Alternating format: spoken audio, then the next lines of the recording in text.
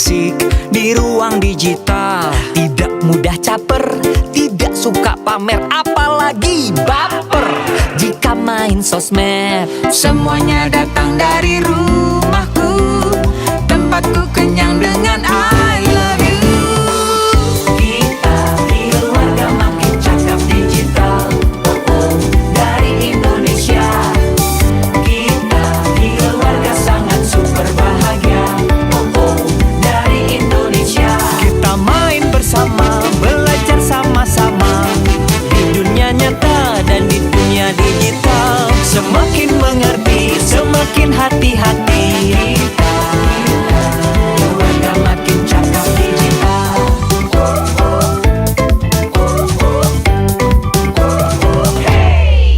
Semua memang sibuk, tapi semua mau punya waktu untuk saling membantu, bekerja sama untuk saling menjaga, berhati-hati menyaring berita. Semuanya datang dari rumahku, tempatku kenyang dengan I love you. I love you. Kita keluarga makin cakap digital, dari Indonesia. Kita keluarga sangat super bahagia, dari Indonesia. We are very super happy family, dari Indonesia. Kita keluarga sangat super bahagia, dari Indonesia. Kita main bersama, belajar sama-sama, di dunia nyata dan di dunia digital. Semakin mengerti, semakin hati-hati. Kita keluarga makin cakap digital. Kita keluarga makin cakap digital.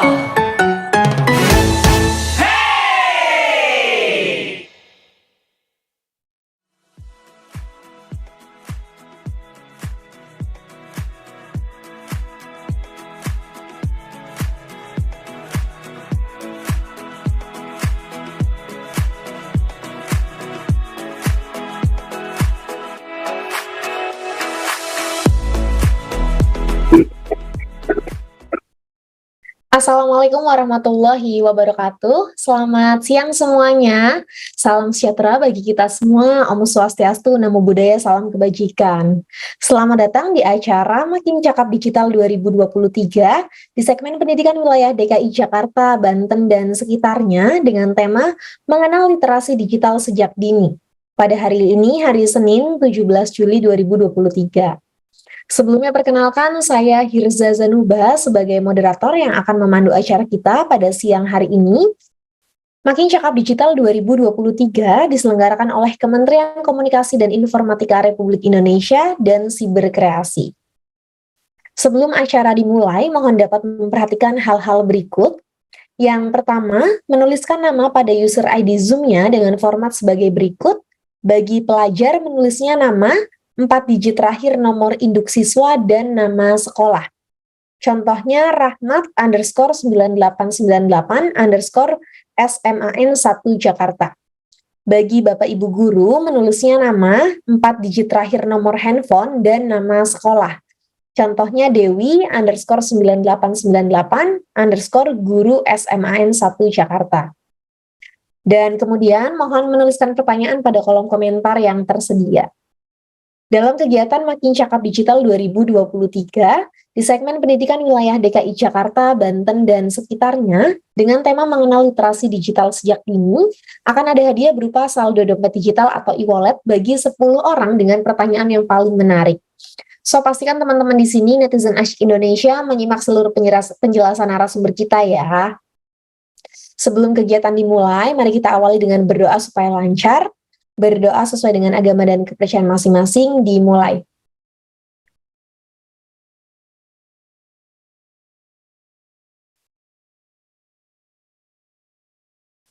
Berdoa selesai. Mari bersama-sama kita menyanyikan lagu kebangsaan Indonesia, Indonesia Raya. Hadirin dipersilakan dalam posisi sempurna.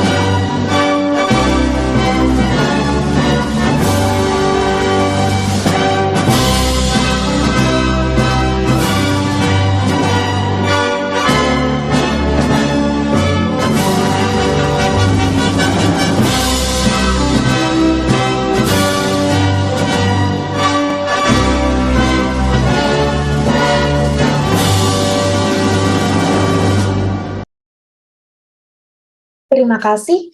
Berikutnya, kami persilakan Bapak Samuel Abdijani Pangharapan selaku Dirjen Aplikasi Informatika Kementerian Komunikasi dan Informatika Republik Indonesia untuk memberikan kata sambutan.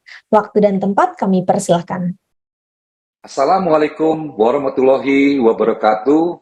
Salam sejahtera, Om Swastiastu, Namo Buddhaya, salam kebajikan, salam sehat bagi kita semua. Bapak, Ibu tamu undangan, dan para narasumber yang saya hormati, juga rekan-rekan peserta kegiatan program literasi digital nasional dengan hashtag Indonesia Makin Cakap Digital. Merupakan suatu kebanggaan bagi saya pribadi untuk turut hadir dan membuka kegiatan kelas literasi digital, khususnya bagi rekan-rekan komunitas, media, serta para pemangku kepentingan majemuk lainnya di seluruh wilayah Indonesia termasuk wilayah 3T. Melalui kegiatan kali ini, izinkan saya untuk menyampaikan sepatah dua patah kata yang saya harap dapat menjadi bara semangat untuk Bapak Ibu sekalian dalam bergandengan tangan mewujudkan Indonesia Makin Cakap Digital.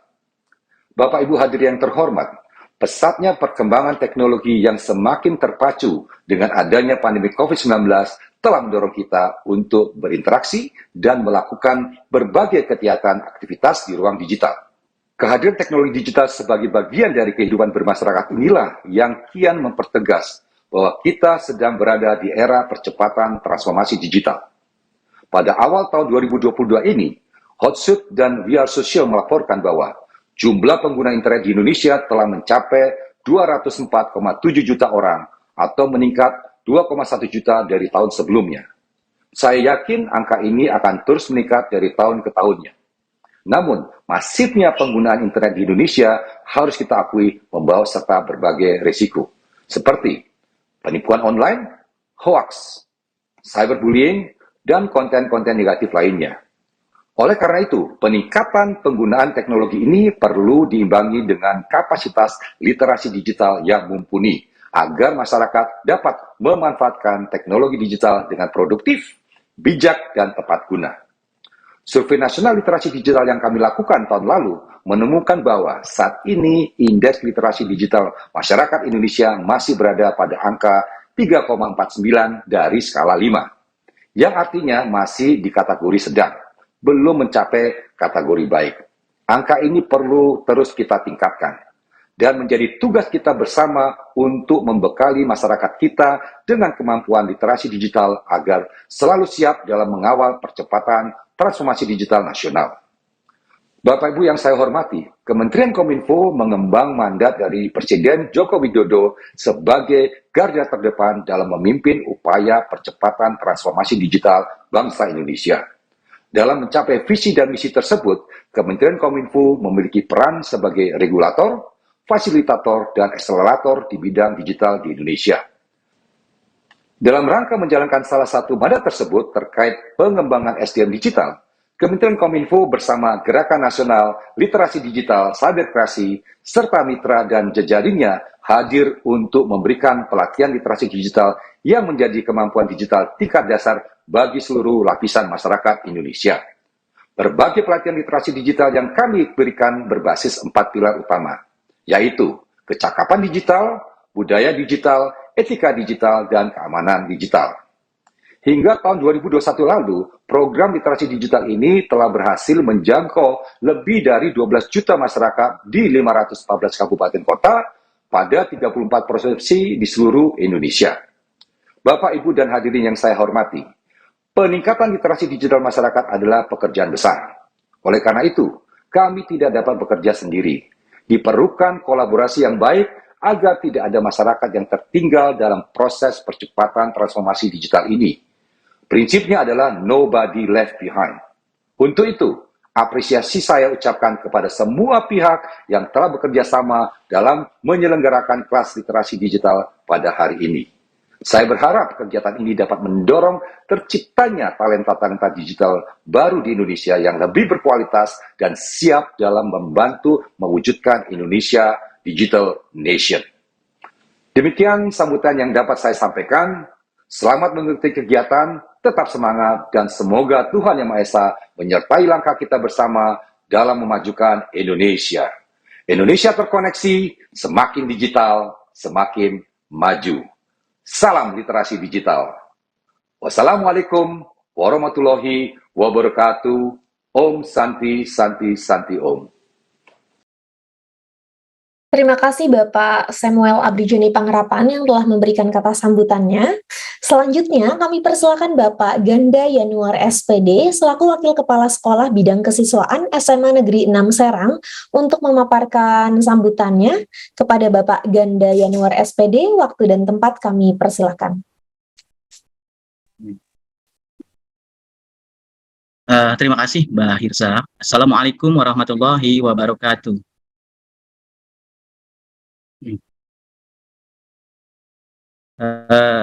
Selamat siang Bapak Ibu yang saya hormati, para materi dalam kegiatan Makin Cakap Digital 2023 dengan tema mengenal literasi digital sejak dini yang Bapak banggakan seluruh siswa-siswi SMA Negeri 6 Kota Serang yang berkesempatan hadir di ruangan virtual ini.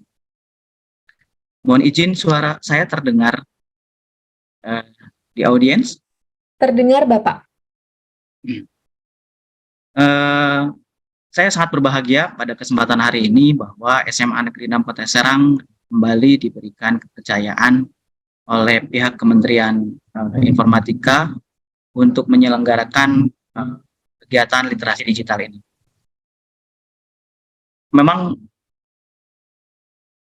kita yang hidup saat ini, terutama kemudian para generasi milenial, suka atau tidak suka dihadapkan kepada satu era di mana kita selalu bersentuhan dengan apa yang disebut sebagai digital. Bahkan untuk keseharian pun kita terasa tidak bisa terlepas dari apa yang disebut misalnya e-wallet ya, seperti itu. Maka literasi digital saya pikir menjadi satu keharusan yang perlu dipahami oleh kita semua, dalam hal ini siswa-siswi SMA Negeri 6 Kota Serang, agar dalam kehidupan sehari-hari dapat memanfaatkannya. Mengingat bahwa di kita ini di Indonesia, bahwa berdasarkan informasi yang saya peroleh bahwa kita ada di indeks 62% literasi digitalnya. Ini masih di bawah rata-rata negara ASEAN seperti itu. Maka perlu kerja keras kita bersama, perlu kesadaran kita bersama untuk mari kita kemudian meningkatkan literasi bersama, tidak hanya dalam bidang literasi membaca dan sebagainya, tetapi kemudian dalam aspek digital pun perlu kita tingkatkan. Tidak banyak kata mungkin yang bisa saya sampaikan dalam kesempatan ini. Kepada seluruh pemateri, silakan berkegiatan, lalu kemudian kepada seluruh siswa juga silakan memanfaatkan kegiatan ini, ambillah ilmu-ilmu atau pengetahuan-pengetahuan kalian yang baru sehingga dapat diterapkan pada kehidupan sehari-hari. Mungkin itu saja dari saya. Terima kasih. Selamat berkegiatan. Assalamualaikum warahmatullahi wabarakatuh. Waalaikumsalam warahmatullahi wabarakatuh. Terima kasih Bapak Ganda Yanuar SPD yang telah memberikan sambutannya tadi. Nah, berikutnya buat teman-teman netizen Asyik Indonesia, aku punya video 4 jurus makin cakap digital. Kita simak baik-baik videonya ya. Kita tahu kalau tiap harinya di internet itu banyak masalah. Dari adu mulut yang berujung gelut, kena bully sampai ngurung diri, akun medsos kena hack, dan tipu-tipu customer service palsu. Apakah kalian mau jadi salah satunya? Tentunya enggak kan? Makanya, inilah 4 jurus andal biar makin cakap digital. Buat mulanya, inilah jurus pertama.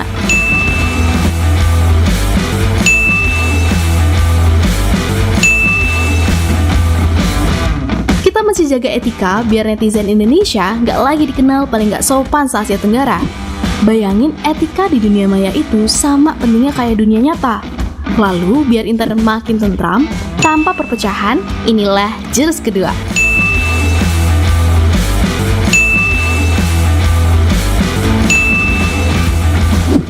Terapin nilai-nilai Pancasila biar dunia maya nggak jadi medan perang.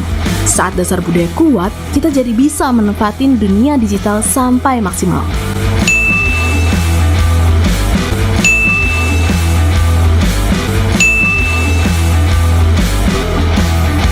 Makanya, di jurus ketiga ini, semakin kita jago, bahkan bisa cari ilmu dan cari uang. Dan saat kejahatan mengancam, kuasai jurus keempat biar tetap aman. Para penipu bakal takluk sama kita.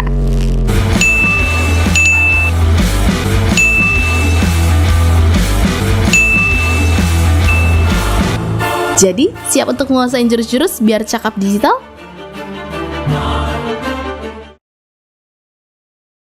Nah, teman-teman, itu dia tadi video 4 jurus makin cakap digital. Ada 4 jurus ya yang perlu kita kuasai bersama, terutama kita hidup di zaman yang semuanya serba pakai internet. Ada cakap digital, ada aman digital, budaya digital, dan etika digital. Perlu banget ya kita kuasai bersama ya, biar kita terhindar dari kejahatan-kejahatan digital yang sekarang marak terjadi. Nah, sebelum kita memasuki sesi paparan materi para narasumber, mari kita persilahkan juga Ibu Wiwin Wiyati SPD selaku guru PKN SMA Negeri 6 Serang untuk memberikan paparannya. Kepada Ibu Wiwin Wiyati SPD, waktu dan tempat kami persilahkan. Baik, terima kasih kepada Mbak Hirja atas waktu yang telah diberikan. Ini belum masuk materi ya, Mbak? Iya, Ibu, untuk sebagai keynote ya, Bu. Menurut info dari admin, Ibu ini sebagai keynote yang kedua. Narasumber yang kedua. Keynote speaker yang kedua ya. Boleh mungkin Ibu sedikit memberikan sambutan sedikit, nanti masuk ke materi sekalian. Yang etika digital ya. Ya. Baik, terima kasih atas waktunya kepada Mbak Hirja. Jadi mungkin sedikit menambahkan saja ya. Jadi pada di era saat ini itu yang namanya etika digital itu memang sangat diperlukan, terlebih lagi karena kemajuan teknologi yang semakin membuat orang itu terkadang, masyarakat itu terkadang tidak bisa atau kurang bisa untuk menjaga etikanya, baik itu di sosial media ataupun misalkan di seperti teknologi yang lain gitu. Jadi mungkin dengan adanya webinar ini akan memberikan sedikit pencerahan juga untuk masyarakat untuk bisa lebih bijak dalam menggunakan teknologi seperti itu, Mbak. Mungkin sedikit saja yang bisa saya tambahkan. Baik, terima kasih Ibu Wiwin Wiyati. Setelah ini kita perkenalan perkenalan para narasumber ya teman-teman ya. Oke teman-teman, pada kesempatan ini di acara Makin Cakap Digital 2023 di segmen pendidikan wilayah DKI Jakarta, Banten dan sekitarnya, kita akan membawakan topik mengenal literasi digital sejak dini untuk mengasah digital skills-nya netizen asyik nih tentang pentingnya kecakapan digital dalam berinteraksi di era yang semuanya serba digital.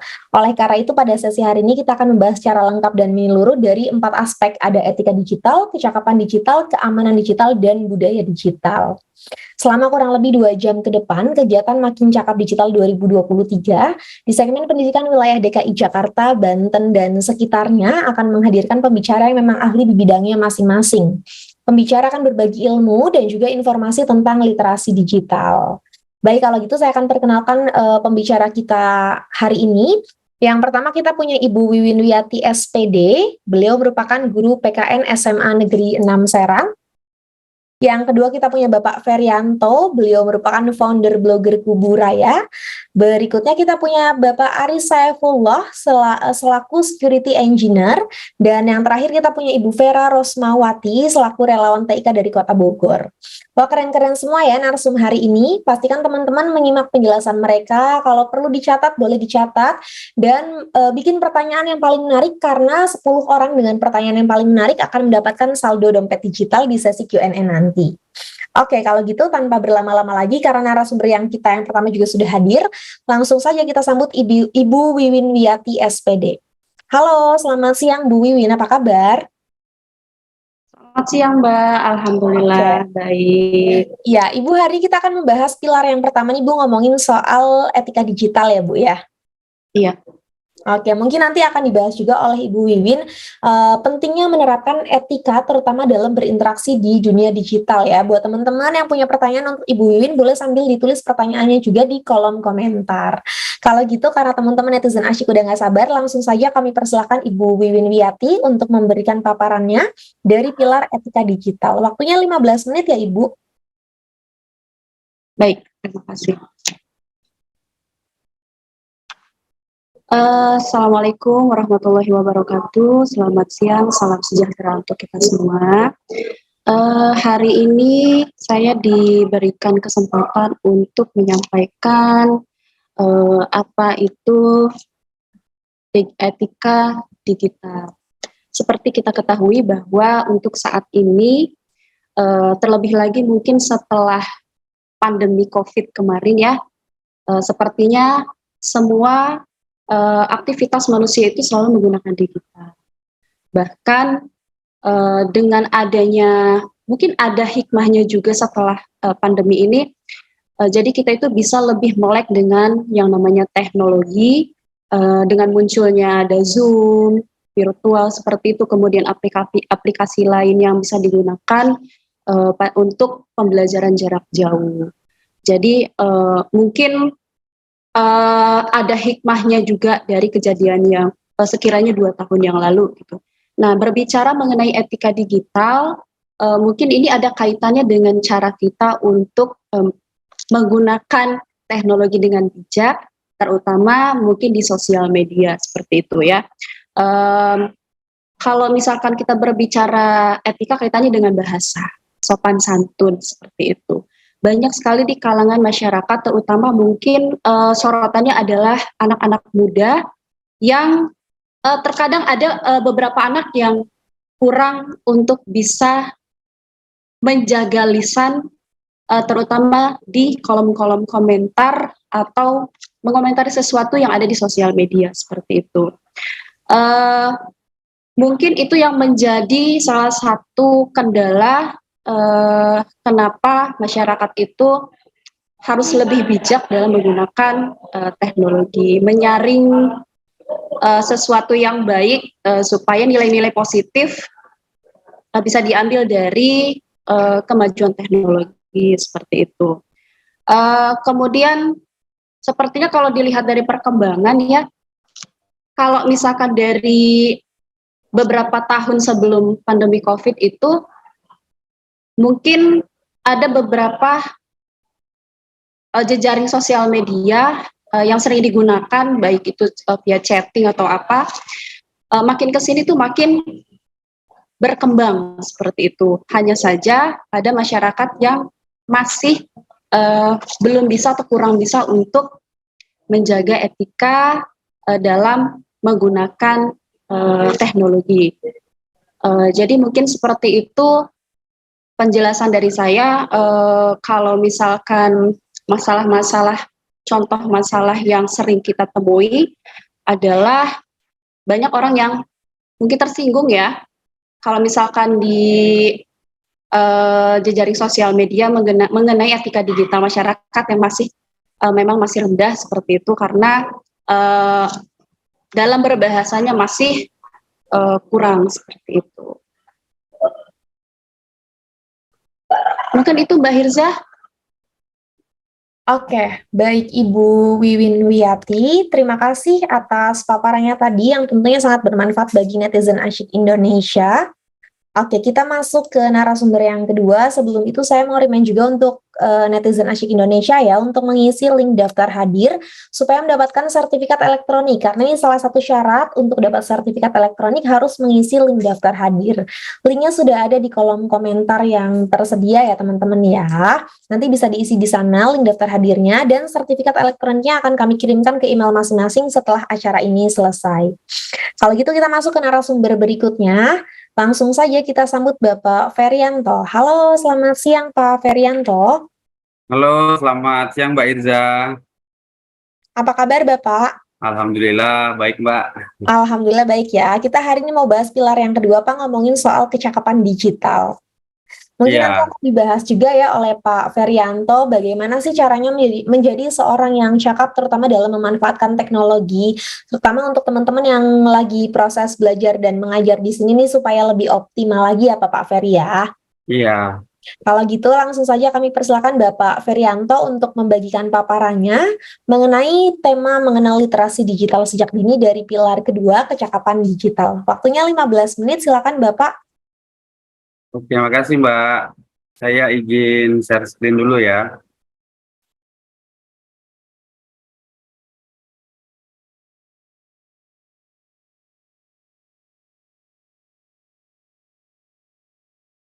Saya udah nampil Mbak Irza. Sudah Pak. Oke. Assalamualaikum warahmatullahi wabarakatuh. Selamat siang menjelang sore ya untuk teman-teman di SMA 6 Serang dan mungkin ada juga peserta dari luar dari Aceh sampai Papua saya pikir. Eh, Hari ini saya akan sedikit sharing ya, bukan mengajari atau menggurui lah gitu. Jadi lebih ke sharing bagaimana sih terkait cakap bermedia digital. Atau kalau kita para narasumber biasanya bilang digital skill gitu, bagaimana seperti itu. Sebelumnya mungkin saya perkenalan diri dulu. Ada pepatah yang mengatakan kalau tak kenal maka tak sayang, ya Mas Saifullah ya. Tapi kalau sudah kenal jangan dibuang gitu kan. Karena ada apa disrupsi teknologi gitu. Jadi ya ada perubahan. Oke, perkenalkan nama saya Ferianto. Saya asli dari Pontianak, Kalimantan Barat. Saat ini pun saya berada di Zoom ini bisa bergabung di bersama teman-teman di SMA 6 Serang ini juga melalui akun Zoom lokasinya di Pontianak. Aktivitas saya sehari-hari sebenarnya dari pagi sampai malam ya penggiat IT ya, programmer juga, lalu mengelola beberapa perusahaan di bidang IT. Yang pertama mungkin Dialek Communication ya, kebetulan saya direkturnya. Dialek Communication ini adalah lembaga kursus dan pelatihan pelatihan komputer. Jadi teman-teman kalau mau memperdalam bisa juga belajar Dialek Communication. Karena sekarang waktu dan tempat udah tidak terbatas lagi, kapan dimanapun bisa. Yang berikutnya, saya juga founder komunitas blogger Kuburaya, di mana komunitas blogger Kuburaya ini tempat belajar membuat blog, menulis, konten Twitter sama teknik SEO ya. Kalau di Google atau teman-teman advertising itu pasti tahu yang namanya SEO, search engine automation. Lalu kebetulan saya juga salah satu karyawan BUMN di perusahaan navigasi penerbangan Airnav Indonesia. Jabatan saya di IT Support and Networking. Lalu saya juga ada kegiatan lain, beberapa narasumber di 3 kementerian lah, kurang lebih seperti itu. Ada di Kementerian Kominfo yang saat ini sedang kita saksikan bersama. Saya juga ada di Kementerian Tenaga Kerja sama Kementerian Kemendikbudristek. Jadi saya ada beberapa narasumber lah gitu, sering ngisi acara untuk membicara di bidang IT. Nah, ini unit kompetensi saya, certified yang saya dapatkan resmi dari negara. Ini bukan pingin nunjuk sombong atau gimana ya. Ini hanya biar teman-teman yang di SMA nih kalau misalnya nanti udah tamat SMA nih pingin apa tuh udah ya ada sedikit gambaran lah. Ternyata Bang Ferry ini seperti ini gitu. Jadi kalau teman-teman nanti kerja pingin di dunia IT, nah ini yang bisa dipelajari dan bisa didapatkan dan nanti bisa untuk keahlian kita lah. Tapi di luar ini juga masih banyak kayak Mas Aris Saifullah itu kan beliau cyber security ya. Kebetulan saya memang tidak berada di situ, bukan keahlian saya. Nanti mungkin sedikit lah bisa Mas Saifullah jelaskan tentang cyber security. Oke, lalu masuk ke materi inti ya. Menurut survei dari WR Social Hotsuite pada tahun 2022 itu Indonesia terdapat 204,7 juta pengguna internet yang sebenarnya itu setara dengan 73,7 populasi di Indonesia. Jadi pengguna internet di Indonesia tuh banyak. Nah, tapi berdasarkan survei dari BPS itu subindeks digital skill atau kemampuan berinternetnya itu paling rendah. Nah, itulah sebenarnya dasar dari kegiatan ini dilangsungkan agar ya kita sebagai pengguna internet dapat dengan baik, dengan bijak untuk hal-hal yang positif penggunaan teknologi bisa dilaksanakan. Jadi memang teknologi itu tidak bisa dibendung, hanya kita bisa mengarahkan untuk hal-hal yang baik. Jadi kalau yang hal-hal jelek, saya rasa ya harus kita ketahui tapi tidak untuk dilakukan. Nanti mungkin ada dari beberapa narasumber yang akan bahas terkait masalah tersebut. Kalau saya sebenarnya lebih ke skill ya, bagaimana pemanfaatannya seperti itu. Nah, dunia digital ini seperti pisau bermata dua lah, ada positif dan ada negatif. Nah, kita mungkin bahas positifnya dulu biar teman-teman semangat untuk belajar seperti itu. Yang pertama, pendidikan dan pembelajaran. Saya tidak tahu teman-teman di sini eranya tuh ada beberapa yang mungkin secara umur ya, ada yang masih muda, sedang atau tua. Kalau saya sendiri, saya terus terang saya mengalami yang namanya kalau mau belajar saya harus datang ke perpustakaan. Jadi pada saat saya belajar itu memang benar-benar teknologi ada tapi minim gitu. Internet pun masih sangat sulit sekali untuk didapatkan. Jadi ya memang mau nggak mau semuanya didapatkan dari perpustakaan. Nah, ya bayangin teman-teman kalau misalnya dulu belajar, saya lah yang merasakannya seperti itu. Jadi saya harus berlangganan di perpustakaan, saya harus berangkat dari rumah ke perpustakaan, lalu mulailah meminjam dan lain-lain. Jadi memakan waktu, memakan biaya, ribet lah seperti itu. Nah, dengan adanya teknologi digital ini ya teman-teman sekarang udah bisa dikatakan nggak perlu lagi datang ke perpustakaan karena semuanya udah ada di ada di tangan kita, ada di handphone. Terus sekarang tinggal balik lagi ke teman-teman mau belajar atau tidak, itu sebenarnya itu di sektor pendidikan ya, hal positif. Yang kedua, komunikasi. Kalau kita ketahui dulu telepon tuh menggunakan kabel tembaga yang kadang-kadang kalau kegeser pohon dikit tuh soalnya kresek-kresek. Sekarang kita ketahui bersama hampir semua lah ya yang di Indonesia menggunakan sosial media atau chat WhatsApp, yang mana itu teknologinya udah menggunakan VoIP atau Voice of Internet, panggilan menggunakan internet. Jadi udah jauh lah dari tembaga ke serat fiber optik, lalu sekarang panggilannya udah menggunakan internet protokol. Lalu yang berikutnya akses informasi. Nah, kalau misalnya dulu mungkin kalau kami di Kalimantan dengar informasi dari Jakarta atau dari Jawa agak sedikit sulit ya, harus nunggu berita, harus nunggu dari koran atau dari TV, radio. Tapi sekarang ya tinggal lihat Facebook, ya semuanya udah ada ya, viral hari ini, detik ini pun di mana udah kita tinggal cari aja di semua sosial media udah lengkap. Jadi akses informasi benar-benar sekarang udah real time. Per detik itu kejadian, semua orang udah bisa mengakses dan melihatnya. Lalu yang berikutnya media hiburan. Nah, ya saya sendiri juga sebagai pelaku saya pikir ya, kalau misalnya dulu kita masih nonton TV radio, sekarang kadang TV saya tuh nggak pernah dipakai gitu. Yang penting ada jaringan internet, anak, istri, dan mungkin saya untuk bekerja yang penting udah ada internet. Begitu udah ada internet ya udah semuanya bisa dilaksanakan di tangan kita atau di genggaman kita gitu. Jadi nggak perlu lagi cari-cari TV atau nonton apa, karena ya kalau mau nonton juga bisa di handphone kita. Di hiburan lah, bukan hanya nonton aja. Lalu pekerjaan. Nah, ini juga yang ya banyak orang yang tidak menyangka ya. Ternyata kerja itu bisa di rumah. Sejak pandemi COVID-19, orang sibuk dengan yang namanya WFH atau work from home. Itu banyak orang yang tidak menyangka dan tidak pernah membayangkan ternyata kita bisa mendapat penghasilan hanya dari rumah. Nah, itulah teknologi yang tadi disampaikan Ibu dari SMA 6 juga. Sebenarnya pandemi juga membawa hal baik ya, yaitu kita beradaptasi belajar PJJ ya, pembelajaran jarak jauh. Itu kurang lebih hal-hal positif. Lalu hal negatif.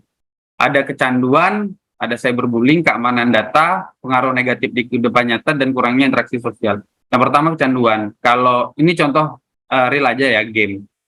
Sebenarnya kalau hanya untuk merefreshkan diri, game itu bagus. Maksudnya ya hanya untuk pada saat kita penat saja, tapi tidak yang terlalu lama dan terus menerus. Nah, yang terus menerus dan lama ini yang berbahaya. Karena kalau kita udah kecanduan, malah kita malas belajar, malah kita malas bekerja, itu yang akhirnya membuat diri kita tidak produktif. Yang kedua, cyberbullying. Nah, ini juga sangat berbahaya ya. Jadi memukul mental teman atau memukul mental orang lain gitu. Ya, janganlah seperti itu. Kita juga harus punya perasaan. Sebenarnya dunia nyata dan dunia maya itu sama ya. Jadi kita harus bijak lah. Jangan kotori dunia maya kita dengan hal-hal yang negatif. Yang berikutnya keamanan data. Ini juga hal negatif ya, berbahaya lah seperti itu. Kita bisa dicuri kartu kredit, kita bisa dikuras ATM, dan banyak hal-hal yang lainnya. Tapi untuk detailnya mungkin nanti akan dijelaskan sama Mas Saifullah, karena beliau yang akan memberikan materi keamanan digital. Lalu pengaruh negatif di kehidupan nyata. Nah, ini saya contohkan seperti ini. Kadang kita pas lagi marah, upload di sosial media. Karena udah sadar gitu dari marahnya, baru kita lihat kayaknya postingan kita salah. Akhirnya kita buru-buru ngapus. Nah, itu jelek ya. Akhirnya kita nih kepikiran, ada nggak yang lihat, ada nggak yang baca, terus gimana kira-kira nanti apakah saya bisa dihukum atau dan lainnya gitu. Jadi itu salah satu pengaruh negatifnya. Jadi ya itu tadi, kalau saran saya, kalau lagi marah atau lagi baru bangun tidur, jangan megang handphone, karena kadang-kadang posisi kita belum 100% normal ya, masih sedikit dalam mimpi lah, kurang lebih seperti itu. Yang berikutnya, kurangnya interaksi sosial. Nah, ini kita fenomena yang memang udah real ya. Kita ngobrol di sesama keluarga, arisan keluarga, atau misalnya buka bersama, itu yang harusnya tempat kita ngobrol, kita malah sibuk main handphone sendiri. Nah, itu salah satu juga yang negatif menurut saya. Nah, landscape cakap digital ada 3. Pertama, mesin pencari atau search engine, lalu aplikasi percakapan dan media sosial, lalu yang berikutnya adalah dompet digital, loka pasar, dan transaksi. Nah, mesin pencari teman-teman di sini harus tahu juga ya, ternyata mesin pencari itu bukan hanya Google. Ada Yahoo, sekarang lagi viral ya, ada ChatGPT, di situ juga kita bisa mencari sesuatu yang maksudnya kadang-kadang datanya juga benar gitu, bisa dijadikan acuan lah gitu, seperti itu. Jadi banyak lah, bukan hanya Google. Lalu aplikasi percakapan dan sosial media. Nah, ini saya himbau sebenarnya agar tidak memberatkan handphone kita dan tidak yang aneh-aneh ya gitu. Jadi kalau sosial media, saya pikir kalau misalnya aplikasinya hanya untuk chat, panggilan suara, panggilan video, sebenarnya ya udah download satu aplikasi saja, karena aplikasi-aplikasi yang lain pun sebenarnya intinya sama gitu. Jadi hanya memenuhi room kita, yang nanti akhirnya membuat kinerja handphone kita jadi lambat. Jadi ya jangan semua aplikasi kita install. Lalu dompet digital, loka pasar, dan transaksi. Saya pikir di sini teman-teman udah jago-jago ya, udah biasa check out di Tokopedia dan Bukalapak. Itu yang paling terkenal ya di Indonesia. Kalau yang lain ya masih di bawah lah gitu. Jadi yang paling sering paling itu. Saya pikir ini teman-teman udah mengetahui. Rekomendasi aplikasi untuk belajar dan mengajar. Yang pertama ada Canva. Nah, ini Canva sangat bagus ya, dimana di dalam Canva sendiri udah ada teknologi AI. Jadi kita pada saat mengetikkan, misalnya membuat sertifikat pelatihan kursus komputer, itu udah desain yang paling bagus. Beda dengan misalnya kita mendesain menggunakan Photoshop dan Corel gitu. Jadi kita harus punya jiwa seni lah. Itu kalau di aplikasi yang lama. Tapi dengan teknologi Canva ini dia udah AI, jadi begitu kita bilang untuk sertifikat komputer atau IT, dia udah langsung bisa kayak menerjemahkan lah. Jadi itu kalau teman-teman mau belajar bisa juga di Canva ini, yang memang sekarang juga lagi hits. Tidak salah juga kalau teman-teman pengen belajar yang teknologi lama seperti Photoshop dan Corel. Ada Google Form di sini, Bapak Ibu guru atau teman-teman juga bisa ya untuk absen, ujian, tugas, dan lain-lain. Di sini malah real time, tapi mungkin kelemahannya kalau tidak ada internet ya tidak bisa bekerja gitu. Jadi di Google Form ini udah sangat canggih, banyak kok panduan-panduannya di internet. Lalu Google Bersama ini juga bagus sekali. Jadi di Google Bersama ini kita bisa belajar bersama. Contohnya kalau misalnya kita diberi tugas lah, atau ibu-ibu memberi tugas pada siswanya, ini bagus Bu. Karena apa? Kita bisa melihat siapa yang mengerjakan dan siapa yang tidak mengerjakan. Saya masih ingat dulu kalau misalnya belajar atau di sekolah, itu paling yang ngerjain tugas itu tak itu saja. Maksudnya hanya satu orang sebenarnya, tapi di kelompoknya ada 5-6 orang. Tapi dengan Google Bersama ini kita bisa tahu nih, ternyata yang kerja satu orang gitu ya, yang kita kasih satu orang aja nilainya gitu, yang lain kan tidak. Jadi di Google Bersama juga bisa kita pantau siapa-siapa yang melakukan pembaruan. Nah ini teknologi AI ya, ada salah satunya ChatGPT, masih banyak sebenarnya yang lain. Nah ChatGPT ini kita bisa mencari tugas dan lain-lain, cuman perlu diingat kadang-kadang jangan terlalu sering menggunakan. Maksudnya bukan terlalu sering. Kalau kita menggunakan jangan tok-tok mati di sini gitu. Cari referensi lain dan setelah mendapatkan sumber lalu kita pikirkan sendiri lah. Maksudnya kita tulis dengan gaya tulisan kita. Jangan tok-tok diambil dari robot karena kadang-kadang otak kita kalau tidak diasah nanti malah lama-lama tumpul. Itu kan ibaratnya hanya kopas. Hanya apa ya? Hanya ya kita tidak berpikir lah. Makanya kita juga harus sambil berpikir. Jadi ChatGPT ini hanya jadikan referensi. Lalu yang berikutnya ada Quizzes. Nah ini bagus juga aplikasi untuk game. Jadi biar anak murid tidak bosan, bisa juga untuk kayak quiz mendapatkan nilai, tapi anak-anak juga bisa sambil bermain. Zoom, nah ini aplikasi yang untuk kita belajar ya, misalnya ada halangan atau ada hal-hal yang di luar yang kita inginkan, kita bisa belajar jarak jauh menggunakan Zoom. Pak Ferianto, mohon maaf waktunya kurang lebih 2 menit lagi ya Pak. Oke, ya. Nah ini di awal tadi udah saya sampaikan unit kompetensi di bidang IT yang nanti misalnya teman-teman bebas mau ngambil jurusan apa kalau memang ada kepingin jadi penggiat IT atau bekerja di bidang IT. Yang terakhir, kesimpulan, manfaatkanlah dunia digital sebaik mungkin, selalu gali dan asah minat potensi yang ada dalam diri kamu, teruslah berusaha dan berlatih. Jangan pernah berpikir kalau mau belajar IT itu 3 bulan langsung jago. Nah, kita orang-orang yang udah expert itu ya butuh waktu yang lumayan lama lah ya, 5, 10, sampai 15 tahun. Kalau saya sendiri udah berkecimpung di dunia IT kurang lebih 15 tahun. Oke, yang tadi saya sampaikan hanyalah kulit-kulitnya saja. Teman-teman kalau mau tahu detail tentang digital skill, silakan unduh materinya ada di literasidigital.id milik Kominfo. Teman-teman bisa menggunakannya. Lalu untuk kegiatan seperti ini, teman-teman bisa follow IG-nya Cyberkreasi. Banyak kegiatan-kegiatan tentang literasi digital di akun IG tersebut.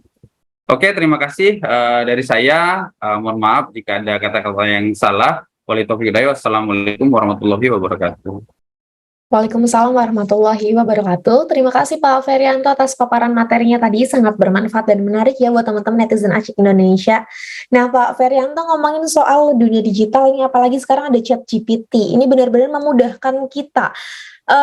Harusnya tuh memudahkan, tapi menurut saya bikin orang jadi males ya, karena kan kita ngetik apa langsung keluar semua, apalagi buat teman-teman pelajar yang nyari PR jadi gampang banget. Kalau menurut Pak Ferianto ada solusinya nggak supaya anak-anak tuh malah nggak kecanduan dunia digital? Ya, jadi itu Mbak, di awal juga udah disampaikan, ya memang teknologi itu seperti 2 belah mata pisau ya, ada positif dan negatif. Positifnya ya mungkin kita cepat, orang belum kemana-mana kita udah duluan maju, tapi ada negatifnya juga. Karena otak kita jarang diasah, ya bisa-bisa jadi lemah gitu, karena ya pada prinsipnya ChatGPT itu hanya copy paste. Nah kalau trik dari saya atau dari saran dari saya, ya kita boleh ngambil referensi dari manapun, tapi kita tetap harus buat kesimpulan menggunakan pikiran kita. Pasti beda tuh pikiran kita dengan chat robot. Dan ibu guru saya pikir tahulah membedakan mana yang dikerjakan dengan robot dan mana yang memang benar-benar berdasarkan pemikiran kita. Saya pikir itu Mbak, terima kasih. Oke, baik. Terima kasih Pak Ferianto. Jadi teman-teman tetap harus punya ini ya, critical thinking sendiri ya. Jangan apa-apa cuman copy paste aja dari chat GPT-nya nih. Terima kasih Pak Ferianto atas paparannya. Buat teman-teman yang punya pertanyaan untuk Bapak Ferianto, boleh ditulis pertanyaannya ya, karena 10 orang dengan pertanyaan yang paling menarik akan mendapatkan saldo dompet digital. Sebelum kita lanjut ke narasumber berikutnya, saya mau remind juga untuk teman-teman netizen Asyik Indonesia, jangan lupa untuk mengisi link daftar hadir. Linknya sudah ada di kolom komentar yang tersedia ya. Nanti setelah pastikan teman-teman sudah melakukan pendaftaran atau registrasi, baru mengisi link daftar hadir atau absensinya. Nanti sertifikat elektroniknya akan dikirimkan ke email masing-masing setelah acara ini selesai. Oke, kita lanjut ke narasumber yang ketiga. Beliau juga sudah hadir bersama kita hari ini. Langsung saja kita sambut Bapak Aris Saifullah. Halo, selamat siang Pak Aris, apa kabar? Halo, selamat siang Kak Zaza. Oke, Bapak, hari ini kita mau bahas pilar yang ketiga nih, ngomongin soal keamanan digital ya Pak Aris ya. Ya, siap. Oke, mungkin nanti Pak Aris akan membahas juga di sesi ini. Semakin canggih teknologi biasanya malingnya makin pintar. Jadi Pak Aris bakal kasih tahu hal-hal apa saja sih yang perlu kita waspadai ketika kita berada di dunia digital. Kalau gitu langsung saja kami persilakan Bapak Aris untuk membagikan paparannya dalam tema mengenal literasi digital sejak dini dari pilar keamanan digital. Waktunya 15 menit, silakan Bapak. Oke, terima kasih Kak Zaza. Assalamualaikum warahmatullahi wabarakatuh. Selamat siang buat teman-teman semuanya. Salam hormat buat Pak Ferianto, Bu Vera, dan Bu Iwin, dan teman-teman semuanya. Di sini kira-kira teman-teman yang hadir kelas berapa ini? Saya mau tanya dulu. Boleh dong dijawab sebentar? Kira-kira kelas berapa ini yang hadir di sini? Mungkin boleh ditulis di kolom komentar ya teman-teman ya. Ya, boleh di kolom komentar untuk jawabannya. Nanti kita akan share tentang pengetahuan tentang keamanan. Nah, hari ini kita akan membahas tentang bagaimana sih menjaga keamanan di ruang digital. Jadi panduan bagi seorang pelajar. Oke, ada yang dari kelas 12, Rafli Maulana. Oke, terima kasih untuk jawabannya. Kita langsung saja. Pertama-tama perkenalkan, nama saya Aris Saifullah. Saat ini saya bekerja sebagai Security Engineer di Dinas Komunikasi Informatika dan Statistik Kota Cirebon. Saya juga pandu digital badge biru dan relawan TIK Kabupaten Cirebon. Mungkin sekilas saja perkenalannya biar cepat ya. Ini saya tadi sudah dijelaskan oleh Pak Ferry tentang kita sebagai siswa harus mempunyai banyak skill dan sebagainya.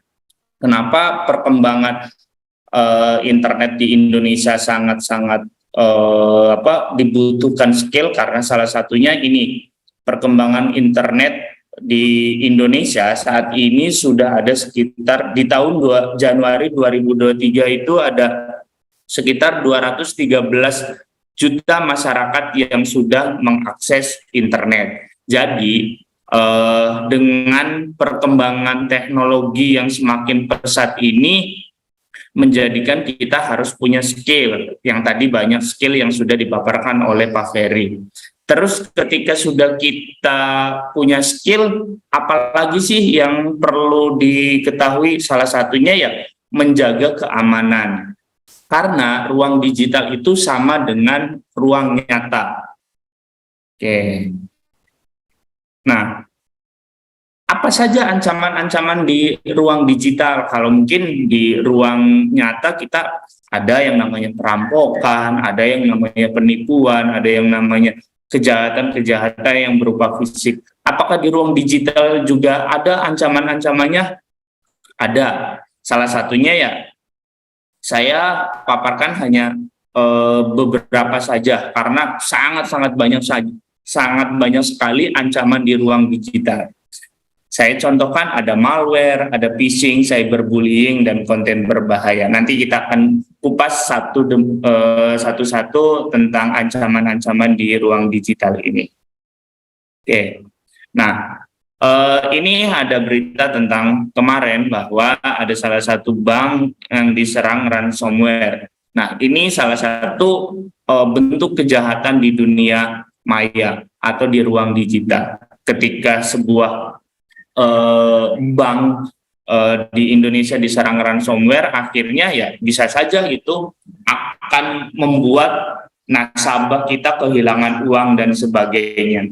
Terus ada lagi 483 orang jadi korban penipuan modus link phishing dan APK. Mungkin teman-teman di sini sudah pernah mendengar bahwa ketika ada yang mengirimin link APK kayak misal undangan pernikahan atau surat tilang.apk dan sebagainya, itu kalau bentuknya masih APK, mohon untuk tidak diinstal atau tidak dibuka, karena itu adalah link phishing yang sebuah program phishing yang nantinya akan menguras data-data kita, data-data rekening, data-data OTP-nya kita dan sebagainya, yang nantinya bisa saja kita kehilangan data pribadi, salah satunya uang yang kita simpan di bank melalui m-banking dan sebagainya. Oke. Nah, ini yang terbaru. Ada sebuah modus penipuan tentang yang namanya menggunakan fitur Samsung Finance Plus. Jadi Samsung Finance Plus ini adalah program dari salah satu brand ponsel yang untuk memberikan kemudahan membeli handphone dengan cara kredit, tapi ini jadi sebuah celah keamanan tersendiri, sebuah istilahnya modus penipuan baru bagi orang-orang yang memang punya niatan ke arah sana. Salah satunya ya ketika kita membeli handphone dengan cara dicicil kemudian dijual lagi dengan setengah harga, padahal kita baru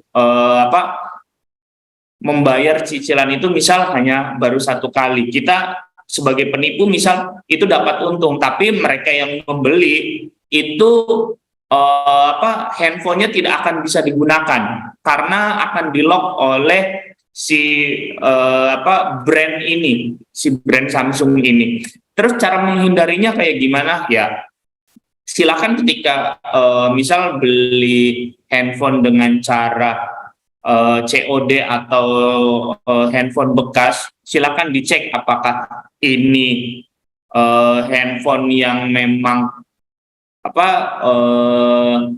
dibeli secara kredit atau ada tunggakan-tunggakan. Salah satunya bisa menggunakan SIM ejector sendiri. Jadi ketika si handphone yang sudah dibeli secara kredit ini, ketika dimasukkan nomor baru, maka dia akan muncul kode keamanan dan fitur handphonenya tidak bisa digunakan. Jadi salah satunya cara mengeceknya seperti itu. Ini untuk waspada teman-teman semua. Oke. Saya akan mengajak teman-teman untuk nonton film terlebih dahulu sekitar 2 menit sampai 3 menitan tentang salah satu bagaimana kita menjaga identitas. Karena identitas di dunia digital itu sama saja dengan nyawanya kita. Silakan teman-teman disimak bahwa kita seharusnya bisa menjaga identitas digital kita karena itu layaknya nyawa kita. Silakan ditonton terlebih dahulu ya.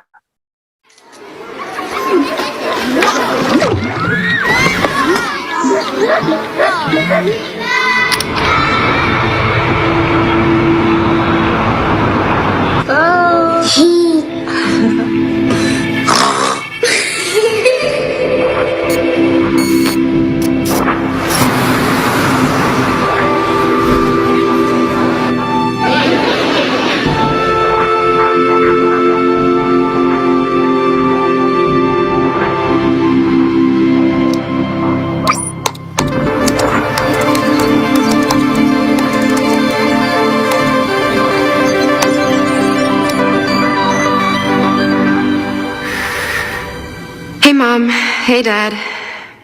It's me, Ella. Well, a digital version of me. Just a bit older. Amazing what technology can do these days, isn't it?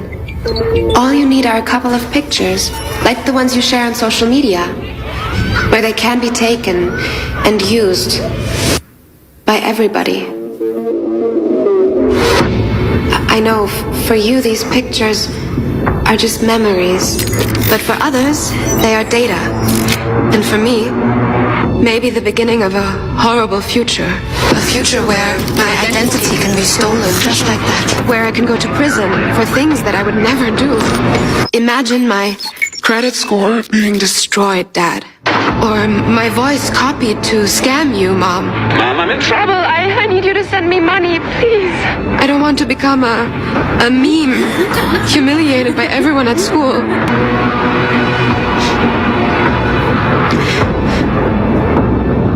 What you share online is like a digital footprint that will follow me around for the rest of my life. I'm telling you this because I know you love me and would never do anything to harm me. So please, Mom, please, Dad, protect my virtual privacy.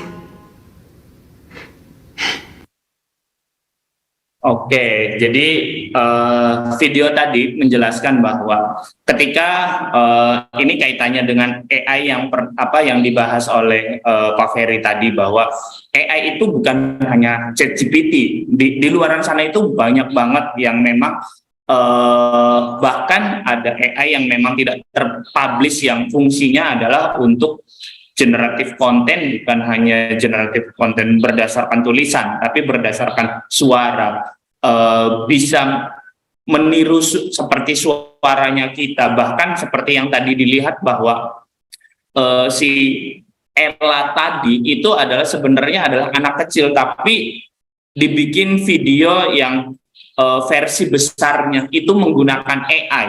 Nah, kebayang teman-teman yang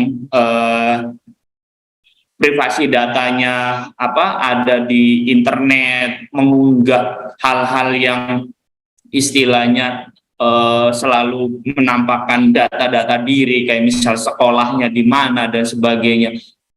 Konten-konten tersebut itu bisa saja dipergunakan oleh orang-orang lain untuk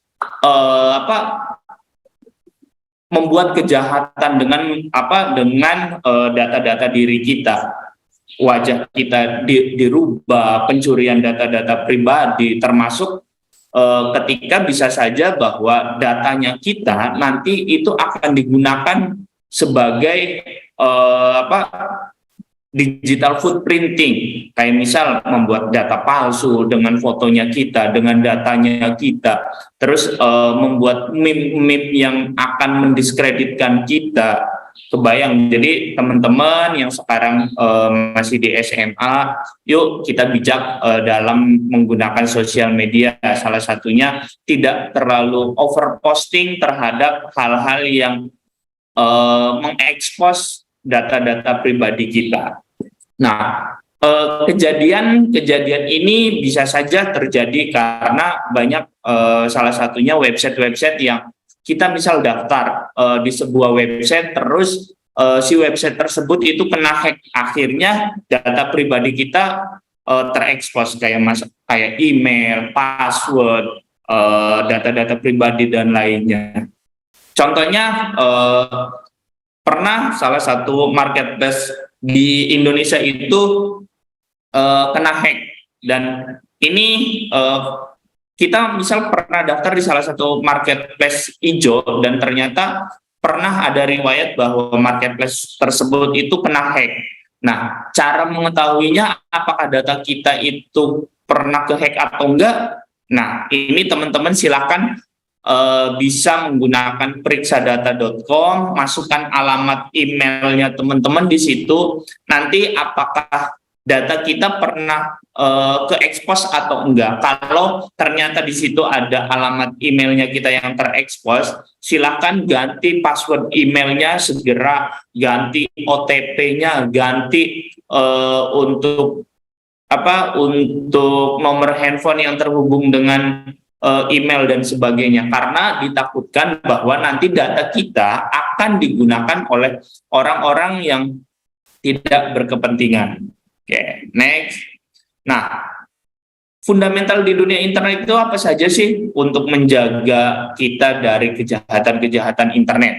Salah satunya ya fundamentalnya ada 8 ini. Yang paling fundamental memang ini. Pertama, gunakan sosial media kita itu dengan 2FA, two factor authentication. Kayak misal OTP atau menggunakan SMS ketika bukan hanya passwordnya saja. Jadi ketika sudah mengetikkan password tapi diminta untuk mengirimkan OTP ke SMS atau ke WhatsApp. Nah, terus ada lagi jangan menggunakan WiFi publik. Nah, ini yang kadang-kala teman-teman di sekolah itu kalau WiFi-nya WiFi sekolah nggak jadi masalah ya, karena memang itu ruangan WiFi yang sudah di-provide oleh sekolah dan memang tanggung jawab keamanannya ada di sekolah dan sebagainya. Kita tahu pengelolanya siapa. Tapi kayak misal kita nongkrong nih di kafe atau apa, tiba-tiba ada WiFi nggak di password atau kita minta password untuk WiFi-nya. Bisa saja kita kan nggak pernah tahu siapa pengelola WiFi tersebut. Bisa saja pengelolanya itu menanam untuk sniffing agar bisa mengawasi lalu lintas apa saja yang kita browsing dan sebagainya. Jadi saya saran buat teman-teman semua, tolong hindari yang namanya public WiFi. Kalau memang bisa ya pergunakan paket datanya teman-teman. Ada lagi keep your identity. Ya tadi jangan pernah posting atau foto dengan menunjukkan logo atau alamat sekolah itu. Jadi ini yang nanti ketika kita lagi di sekolah terus kita tahu alamat sekolahnya di mana dan sebagainya, data-data itu bagi sebagian orang itu hal yang wajar, tapi bisa saja data itu dipergunakan untuk memonitor, mengidentifikasikan kita sekolahnya di mana, kelas berapa, umur berapa, kalau berangkat sekolah jam berapa, pulang jam berapa. Nah, informasi ini bisa saja digunakan oleh orang-orang jahat untuk menjahati kita. Selanjutnya, coba deh cek handphonenya teman-teman untuk GPS-nya nyala nggak? Kalau nggak dipakai, silakan dimatikan untuk GPS. Karena ini juga nanti yang ketika kita memotret sesuatu, nanti ketika kita nyalain GPS, maka si titik lokasi kita foto itu akan ketahuan. Jadi bisa saja misal nih Pak Ferry lagi foto ternyata GPS-nya diaktifkan. Saya bisa tahu ternyata foto ini diambilnya di mana, tanggal berapa, jam berapa. Itu jadi ada yang namanya teknik untuk mengekstrak metadata dari sebuah foto. Nah, mulai sekarang teman-teman kalau memang sudah nggak digunakan, silakan di-off-kan untuk GPS-nya. Terus ada lagi beware phishing. Phishing yang tadi sudah saya jelaskan, kayak misal link dapat bantuan atau apa yang memang kita nggak pernah tahu, nggak pernah yakin, atau kayak lowongan pekerjaan yang memang bukan dari website yang kredibel, mending itu diabaikan saja. Terus selanjutnya ada update. Update-nya ini update apa sih? Silakan update OS dari handphonenya teman-teman. Selain dari handphone juga mungkin dari Windows-nya teman-teman atau operating system yang digunakan di laptop dan sebagainya, itu silakan diupdate. Aplikasinya juga diupdate. Ini tujuannya adalah ketika ada celah keamanan yang ada di handphone atau di aplikasi itu bisa segera diperbaiki. Nah, ini selanjutnya pergunakan password yang kuat. ciri dari password yang kuat itu apa sih? Ada 5 identifikasi. Salah satunya menggunakan harus ada huruf besar, harus ada huruf kecil, harus ada angka, harus ada karakter khusus. Karakter khusus itu seperti apa? Tanda seru, pagar, bintang, dolar, dan sebagainya itu adalah karakter khusus. Dan yang terakhir adalah minimal 8 karakter. Itu salah satu untuk mengidentifikasikan password yang yang aman. Terus kalau saya nggak memenuhi 5 kriteria tadi gimana? Yuk silahkan kita bikin bikin metode untuk minimal, misal huruf pertamanya itu nama dan sebagainya. Yang penting kita punya metode tersendiri, harus memenuhi 5 unsur tadi agar password kita itu jadi aman. Terus yang terakhir ini adalah saring sebelum sharing. Tujuannya apa? Jangan semua informasi yang masuk kepada kita itu langsung dibagikan. Kayak contoh, dapat kabar bahwa ada kejadian ini, ternyata kejadian itu adalah hoax. Kita nggak pernah memverifikasi, jadi nggak harus apa yang kita dapat itu langsung di-sharingkan. Oke, next. Terus bagaimana sih cara mengelola media sosial dan jejak digital? Salah satunya tadi mengatur privasi di platform media sosial. Teman-teman yang memang sudah punya sosial media kayak Instagram, Facebook, terus TikTok ataupun yang sekarang Twitter dan Trends yang terbaru, silakan diatur privasi keamanannya. Enggak semua apa yang kita posting itu harus dilihat oleh orang lain. Kayak misal, kita harus tahu apakah postingan ini layak nggak sih dibagikan oleh semua orang, apakah butuh. Nah, kalau memang itu hanya untuk teman-teman kita saja, ya sudah, atur privasinya untuk teman-teman kita saja. Terus yang kedua, rutin memeriksa dan menghapus konten yang tidak lagi relevan. Contohnya, 10 tahun yang lalu mungkin saya sudah menggunakan Facebook dan ternyata waktu itu saya masih alay gitu.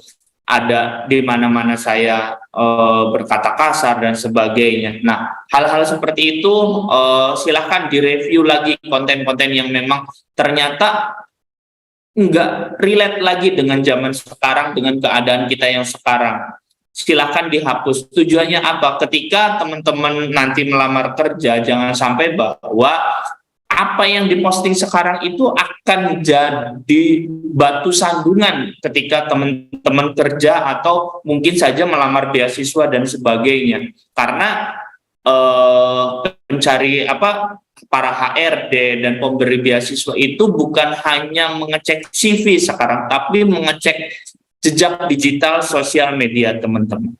Selanjutnya, mengontrol siapa saja yang dapat menghubungi kita atau melihat aktivitas online kita.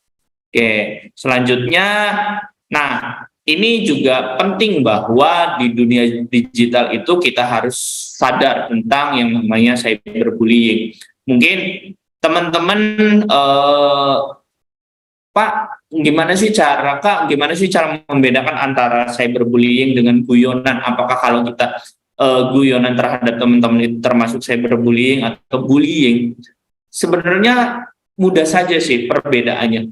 Kalau teman yang kita ajak bercanda itu sama-sama tertawa dengan apa yang jadi bercandaan kita, fix itu bukan bullying kalau menurut saya. Tapi ketika yang kita bercandain ternyata sakit hati, itu termasuknya bullying. Nah, apakah di dunia digital juga ada yang namanya bullying? Ada, yaitu bisa saja kita karena kan kita komen di sosial media itu berbeda dengan kita ngobrol secara langsung. Ada gestur tubuh, ada mimik muka yang mungkin saja itu adalah bercanda di dunia digital, tapi ketika diaplikasikan di sosial media itu jadi bullying karena kita tidak bisa secara jelas mendefinisikan apa yang dia ketik itu ini bercanda atau mau ngebully, seperti itu. Pak Aris, mohon maaf, waktunya kurang lebih 2 menit terakhir ya, Pak. Oke, siap. Saya percepat. Makasih Kak Zaza atas ini. Oke, di sini ada kenapa bahwa yang namanya cyberbullying itu sangat-sangat bahaya. Salah satunya ini 1.895 remaja alami perundungan secara siber, pelakunya ya ada 1.000 lebih, dan berarti ini sudah sangat masif yang namanya bullying di sosial media. Terus waspada konten berbahaya pada anak-anak di ruang digital. Bisa saja bahwa konten berbahaya ini nantinya akan jadi bahan bullying kita di kedepannya. Nah, ini bullying juga mengakibatkan kematian. Jadi buat teman-teman semua, bullying itu bukan kejahatan yang biasa-biasa saja, tapi kejahatan yang luar biasa. Buat teman-teman yang sudah memang punya tanda-tanda untuk ada cyberbullying, kayak misal perubahan perilaku, emosional, perubahan dalam interaksi sosial, yuk bantu teman-temannya untuk mengatasi cyberbullying. Caranya kayak gimana? Satu, jangan pernah diam, jangan mengabaikan atau meremehkan yang namanya cyberbullying. Terus kayak bukti-bukti di chat, terus ada mungkin di DM dan sebagainya, itu simpan. Itu jadi bukti teman-teman untuk melaporkan bisa saja ke pihak kepolisian atau pihak kayak guru, pengawas sekolah dan sebagainya. Terus yang bisa kita lakukan setelah lapor, setelah ada bukti dan sebagainya, sudah blokir saja orang yang ngebullying kita di ranah digital, karena kita juga perlu menjaga kewarasan kita. Dan yang kelima, jaga kesehatan emosional. Oke, selanjutnya ini yang terakhir, bijaklah berinternet, hindari resiko, jaga privasi dan terhubung dengan aman di ruang digital. Terima kasih, saya Aris Saifullah. Assalamualaikum warahmatullahi wabarakatuh. Terima kasih Kak Zaza. Waalaikumsalam warahmatullahi wabarakatuh. Terima kasih Pak Aris atas paparan materinya tadi dari pilar keamanan digital. Sangat menarik ya, dan tentunya sangat bermanfaat untuk teman-teman netizen asyik Indonesia yang sudah hadir pada siang hari ini. Nah Pak Aris, kalau ngomongin soal data pribadi nih Pak, kan biasanya sering ya kalau kita download aplikasi nanti mereka minta akses informasi data pribadi kita, dan gak jarang juga data pribadi kita kadang bocor gitu. Menurut Pak Aris, apakah tingkat keamanan cyber kita masih kurang atau gimana nih Pak? Kalau dibilang tingkat keamanan cyber kita, kalau kurang juga enggak, tapi mungkin di beberapa sektor memang masih lemah. Nah, tugasnya kita adalah kita harus paham tentang apa yang namanya menjaga keamanan pribadi. Kayak contoh tadi, aplikasi yang kita unduh itu kita harus tahu nih, masa sih kayak misal hanya game Tetris saja perlu mengakses kontak, perlu mengakses galeri dan sebagainya. Teman-teman cek deh, sebelum menginstal aplikasi itu, si aplikasinya meminta izin apa saja sih? Pernah nggak dicek? Nah, mulai dari situ deh. Silakan teman-teman mulai aware ketika ingin menginstal aplikasi sesuatu, mulai dilihat dia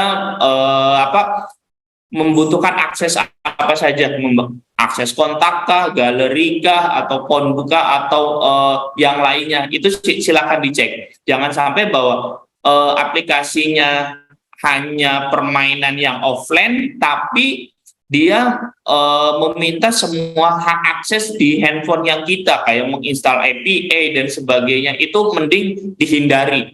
Itu seperti itu guys. Kita lihat juga ya, sesuai nggak dengan aplikasinya. Kalau misalkan game tapi masa minta akses ke foto gitu kan nggak mungkin juga ya Pak ya. Betul. Oke, baik. Terima kasih Pak Aris atas jawabannya. Nah, nanti kita ketemu lagi di sesi Q&A ya Bapak ya. Buat teman-teman yang punya pertanyaan untuk Bapak Aris dari Pilar Keamanan Digital, boleh tulis pertanyaannya di kolom komentar, karena 10 orang dengan pertanyaan yang paling menarik akan mendapatkan saldo dompet digital. Sebelum kita lanjut ke narasumber yang terakhir, saya mau remind juga untuk teman-teman netizen asyik Indonesia, jangan lupa untuk mengisi link daftar hadir. Linknya sudah ada di kolom komentar yang tersedia, dan dan nanti sertifikat elektronik akan dikirimkan ke email masing-masing setelah acara ini selesai. Oke, kita lanjut ke narasumber yang ketiga, yang terakhir ya. Langsung saja kita sambut Ibu Vera Rosmawati. Halo, selamat siang Bu Vera, apa kabar? Selamat siang, menjelang sore Kak Zaza. Sehat Kak? Alhamdulillah. Alhamdulillah sehat Ibu. Hari ini kita mau bahas pilar yang terakhir nih Bu, ngomongin soal budaya digital. Mungkin nanti akan dijelaskan juga ya oleh Ibu Vera bagaimana sih kita sebagai warga negara Indonesia ketika berinteraksi, berperilaku dan berpikir dalam dunia digital dengan tetap menerapkan nilai-nilai Pancasila. Kalau gitu langsung saja kami persilakan Ibu Vera Rosmawati untuk membagikan paparannya dari pilar budaya digital. Waktunya 15 menit, silakan Ibu. Terima kasih Kak Zaza. Baik, Assalamualaikum warahmatullahi wabarakatuh. Selamat siang menjelang sore semuanya. Izinkan saya untuk share screen terlebih dahulu. Oke, tadi seperti yang Kak Zaza bilang, ini pilar terakhir yaitu tentang budaya bermedia digital.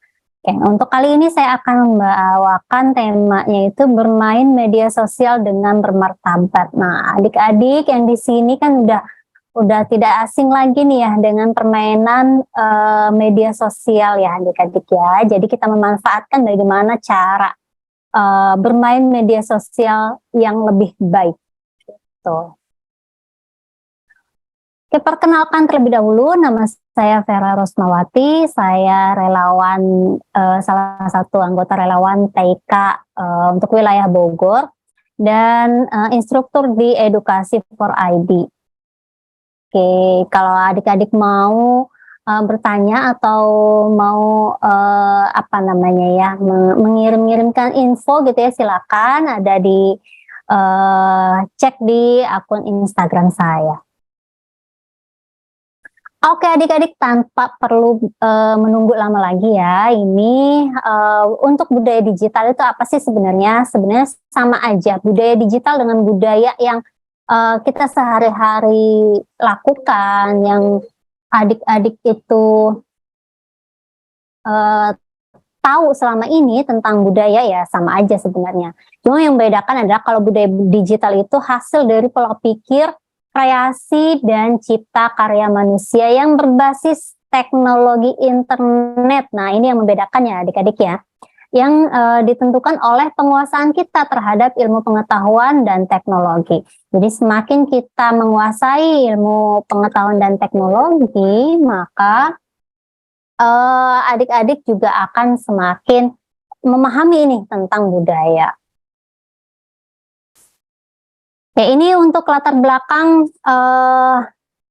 dari pilar budaya bermedia digital, itu adanya tantangan dalam berbudaya di dunia digital. Yang pertama itu adalah tantangannya mengaburnya wawasan kebangsaan, karena seringkali kita nih, apalagi pemuda-pemudinya itu ya, malah justru bangganya, bukan bangga sih, paling tidak ya, senangnya itu sama budaya asing gitu ya. Terus menipisnya kesopanan dan kesantunan. Nah, seperti yang tadi sampaikan oleh pembicara-pembicara sebelumnya, yang sampai akhirnya ini mengakibatkan adanya cyberbullying mungkin gitu ya, atau ya pokoknya miskomunikasi lah antara satu dengan yang lainnya. Yang ketiga, menghilangnya budaya Indonesia. Jadi seolah-olah media sosial ini, media digital ini menjadi panggungnya budaya asing karena saking banyaknya yang mengidolakan budaya asing. Yang keempat, minimnya pemahaman akan hak-hak digital. Jadi kadang kita tuh suka copy paste aja gitu ya. Nah, tadi pemanfaatan teknologi bagus-bagus saja, tapi kita harus perlu menyaringnya lagi ya. Yang kelima, kebebasan berekspresi yang kebablasan. Ini yang kadang kita suka lupa kalau kita lagi main bermedia sosial itu. Kita lupa kalau yang ada di seberang sana itu juga memperhatikan kita, punya hati juga, punya rasa juga gitu ya. Kadang kita pada saat posting ini, ya yang penting kita happy aja dulu gitu. Orang lain ya nggak kepikiran gitu. Nah, harusnya nggak kayak gitu ya adik-adik ya. Yang keenam, berkurangnya toleransi dan penghargaan pada perbedaan. Jadi memang sering sekali ini di media sosial malah justru mengungkapkan hal-hal yang rasisme gitu ya. Yang ketujuh, menghilangnya batas-batas privasi. Nah, ini tadi kadang kita suka lupa nih ya, mengekspos tentang pribadi kita sendiri, mengekspos rumah kita di mana, mengekspos umur kita berapa, tanggal lahir kita kapan. Nah, itu sebenarnya itu adalah hal-hal yang sangat pribadi ya, adik-adik. Dan yang terakhir adalah pelanggaran hak cipta dan karya intelektual. Ini berkaitan tadi sama pemahaman akan hak-hak digital ya. Kadang kita juga suka lupa nih main copy paste aja. Itu adalah latar belakangnya untuk tantangan budaya digital, adik-adik.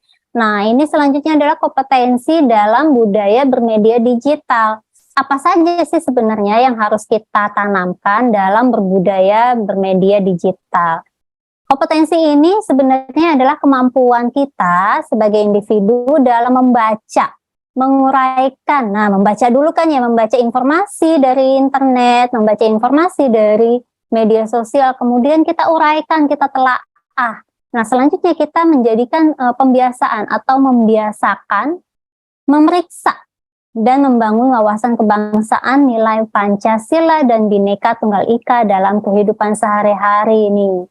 Jadi sebenarnya semuanya ini adalah kebiasaan kita, bagaimana cara kita memahami konteksnya. Nah, karena tadi ada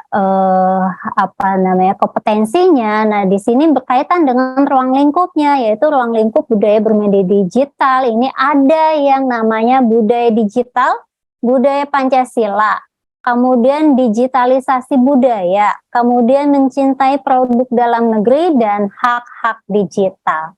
Nah, untuk kali ini saya akan fokus membahas tentang satu ruang lingkup saja, yaitu ruang lingkup yang pertama, budaya digital, budaya Pancasila. Gimana sih supaya kita itu bisa menjadi pengguna media sosial yang bermartabat ya adik-adik ya.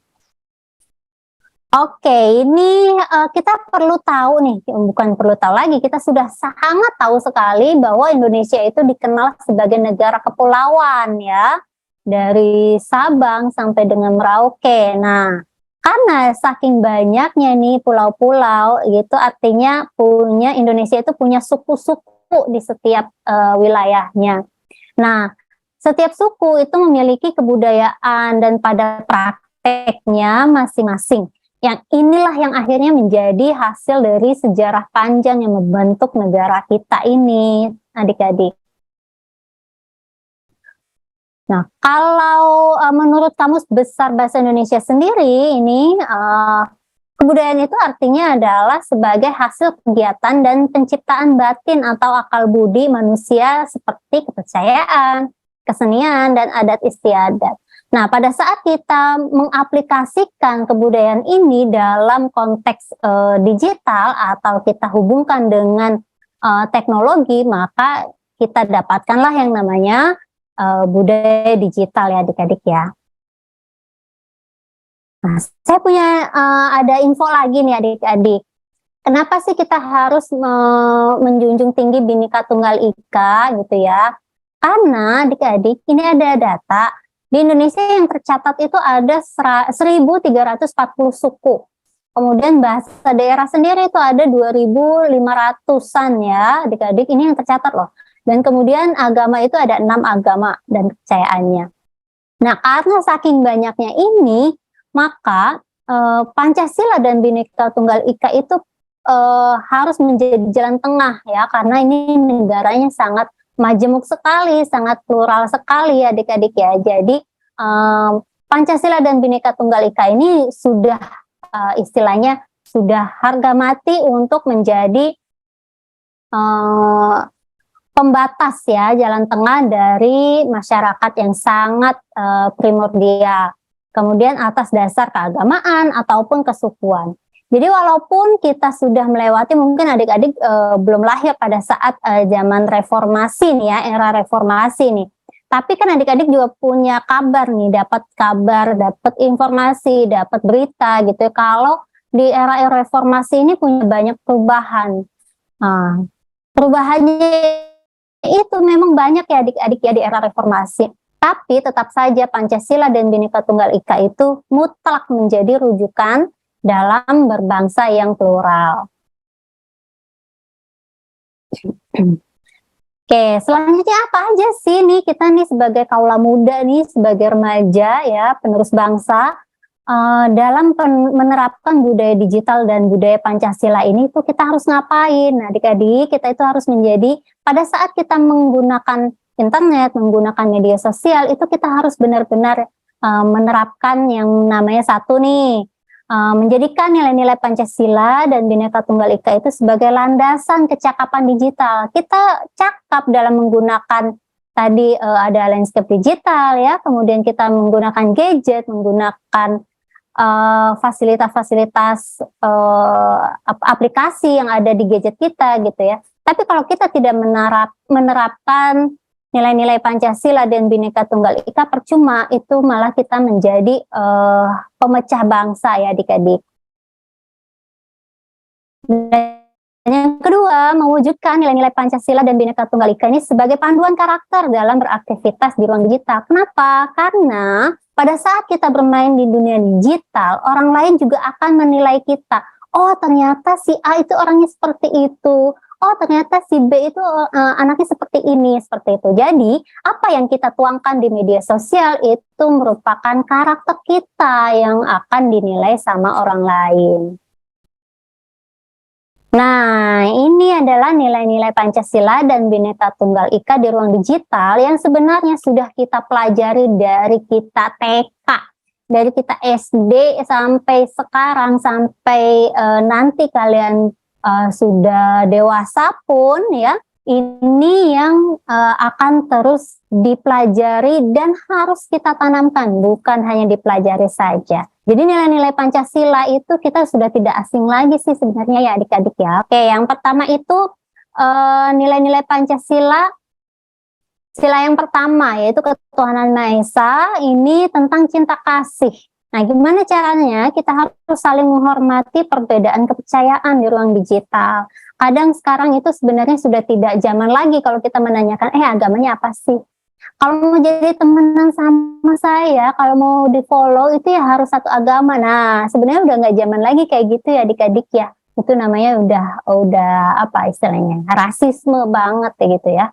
Oke, selanjutnya sila kedua, kemanusiaan yang adil dan beradab. Ini nilai-nilainya itu adalah kesetaraan, yaitu memperlakukan orang lain itu dengan adil dan manusiawi di ruang digital, tanpa pandang warna kulit, tanpa pandang agama gitu ya, tanpa pandang usia. Jadi kita harus memperlakukan orang lain itu dengan adil dan manusiawi.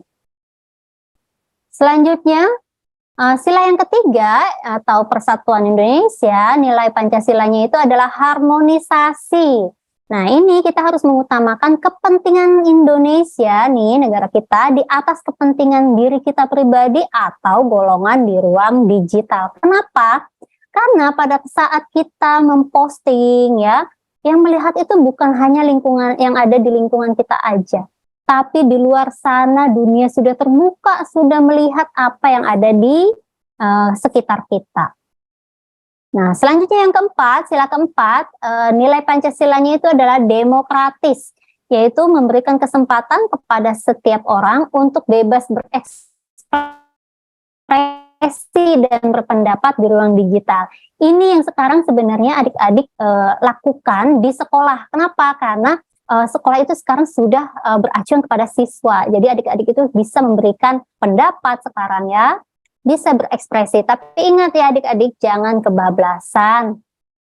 Dan yang terakhir, sila yang terakhir yaitu nilai Pancasilanya adalah gotong royong. Nah, ini gimana caranya supaya kita bersama-sama membangun ruang digital yang aman dan etis bagi setiap pengguna. Gimana caranya? Tadi kan adik-adik udah belajar apa yang namanya etika digital, apa yang namanya kecakapan digital gitu. Dan yang terakhir tadi ada yang namanya keamanan digital gitu ya. Jadi apa yang kita pelajari itu harus benar-benar kita terapkan.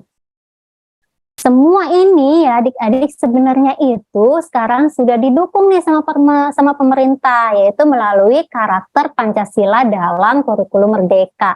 Nilai-nilai karakter pelajar Pancasilanya itu sama persis dengan yang tadi nilai-nilai Pancasila dan Bhinneka Tunggal Ika di ruang digital gitu ya. Ada yang bernalar kritis, mandiri, beriman, bertakwa gitu ya, berbhinekaan global, gotong royong, kreatif. Jadi sebenarnya kurikulum Merdeka ini sebenarnya memberikan kebebasan kepada siswa untuk berkreasi, tapi semuanya harus beretika.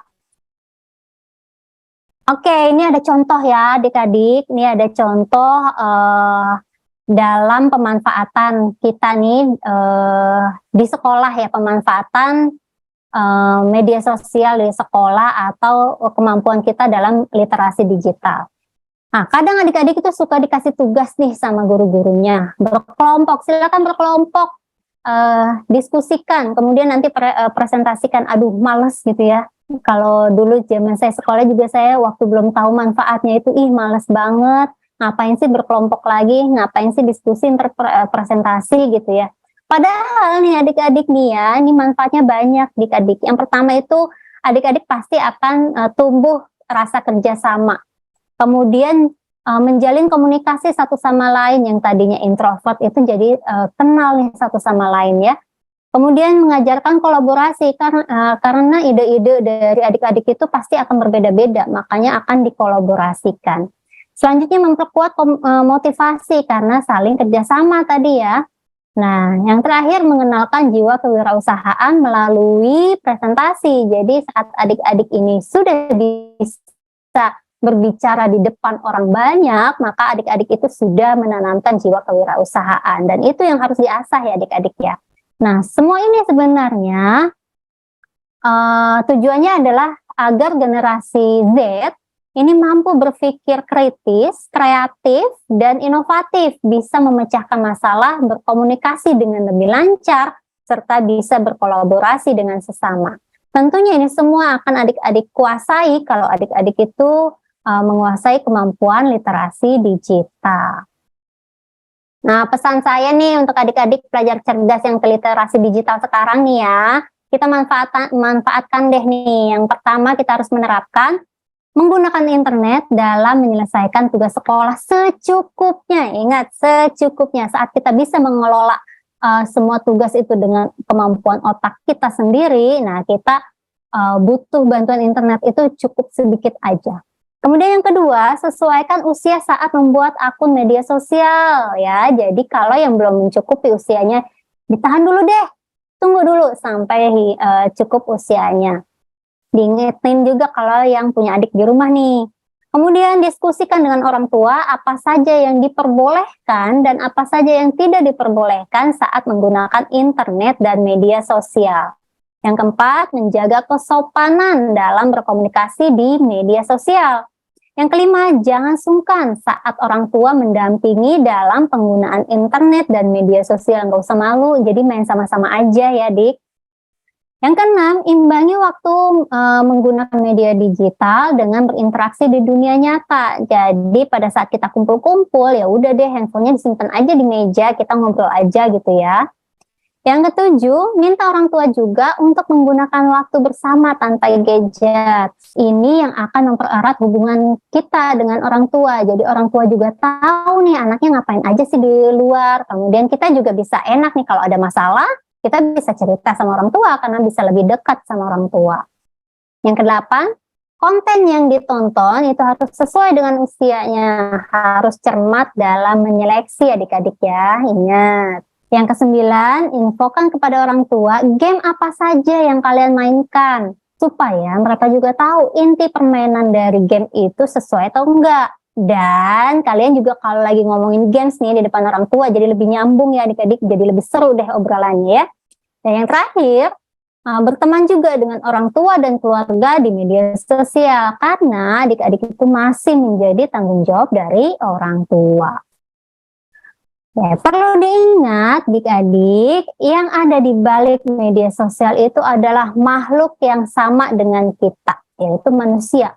Jadi dalam berbudaya media digital, kita harus memanusiakan manusia agar dapat saling menghargai satu sama lain.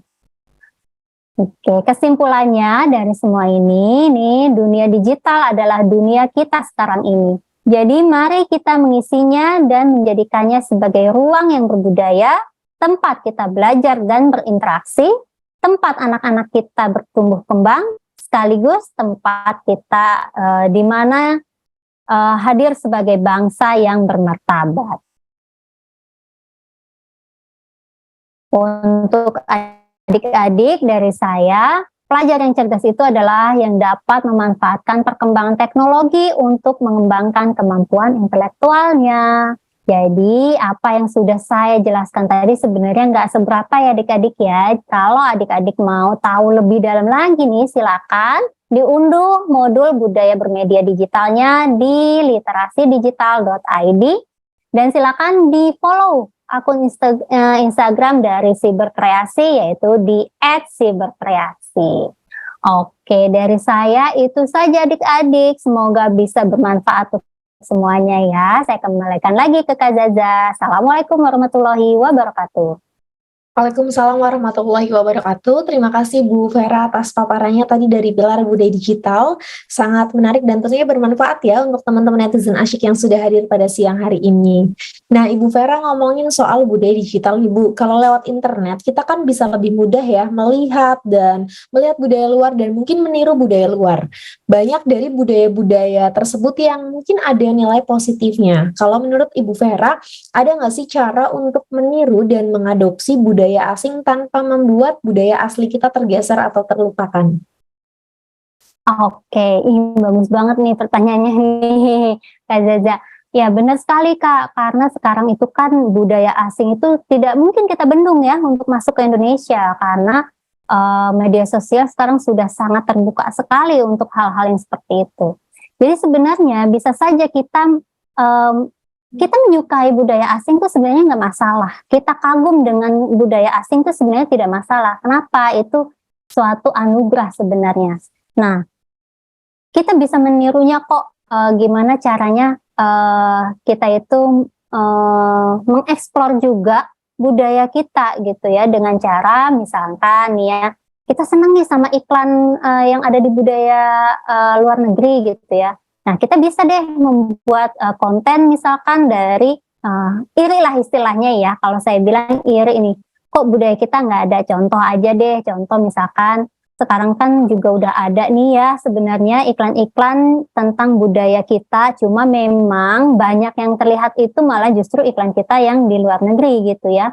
Nah, itu juga bisa kita jadikan konten gitu ya. Kita bisa menirunya dari budaya-budaya asing gitu supaya budaya kita itu nggak terlupakan gitu loh Kak. Oke, baik. Terima kasih Ibu Vera atas jawabannya. Nanti kita ketemu lagi setelah ini di sesi Q&A ya Bu ya. Teman-teman yang punya pertanyaan untuk Ibu Vera juga boleh menuliskan pertanyaannya ya di kolom komentar yang tersedia. Setelah ini kita akan bahas di sesi Q&A.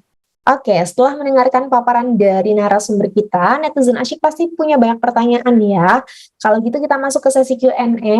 Saya akan bacakan pertanyaan yang paling menarik dulu ya. Boleh ditampilkan pertanyaan yang pertama, Kakak? Dari Kak Wahyu untuk Pak Ferianto. Saat ini banyak daripada generasi Z yang sudah bisa menggunakan teknologi dan berbagai alat digital modern yang ada. Namun, banyak daripada mereka yang menjadi puber dan hanya mempunyai skill namun kurang memiliki kecakapan dalam berinternet. Sebenarnya, bekal apa saja yang harus dimiliki oleh para generasi Z kita dan yang harus kita tanamkan kepada mereka agar selain memiliki skill mereka juga memiliki kecakapan digital? Terima kasih. Silakan Pak Ferianto. Iya, Mbak Vera.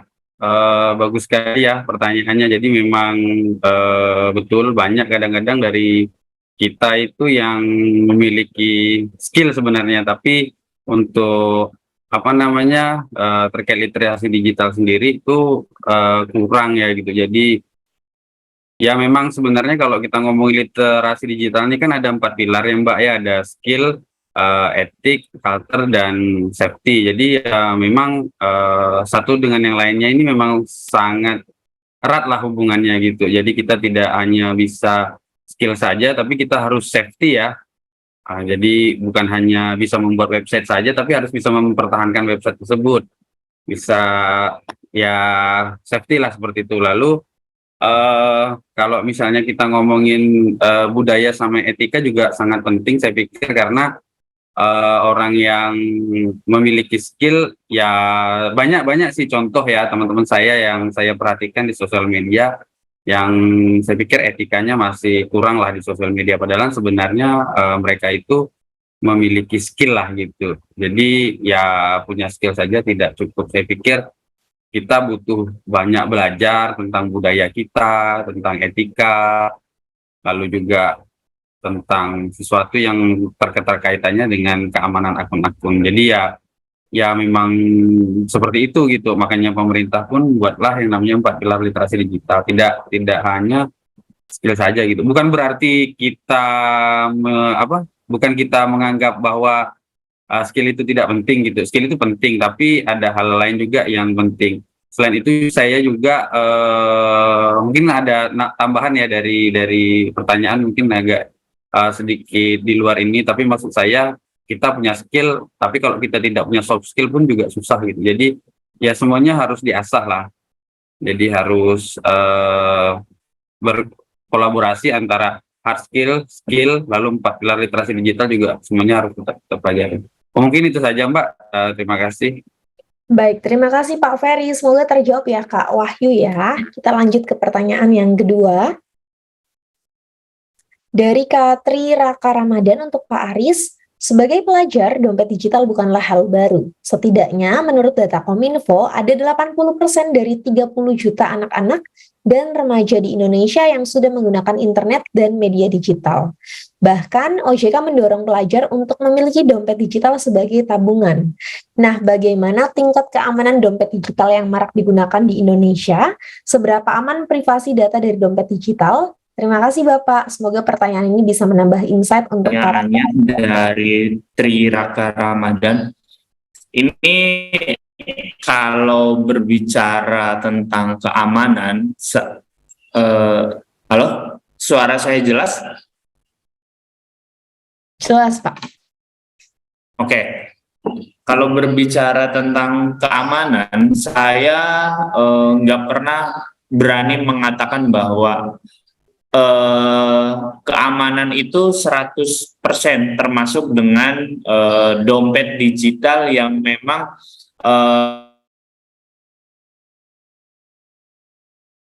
Halo. kan bahwa ketika kita bertransaksi dengan dompet digital, pilihlah aplikasi yang memang sudah resmi, kayak misal udah ada di OJK, sudah diakui OJK, terus kayak memang sudah lintas platform dan sebagainya. Nah, di situ biasanya mereka lebih aman daripada e-wallet yang memang hanya untuk transaksi sebagian, kayak hanya misal transaksi sebagian hanya untuk platform game saja, tidak untuk tidak bisa menggunakan untuk pembayaran online dan sebagainya. Nah, saya harap sih teman-teman bisa memilih dengan lebih cermat tentang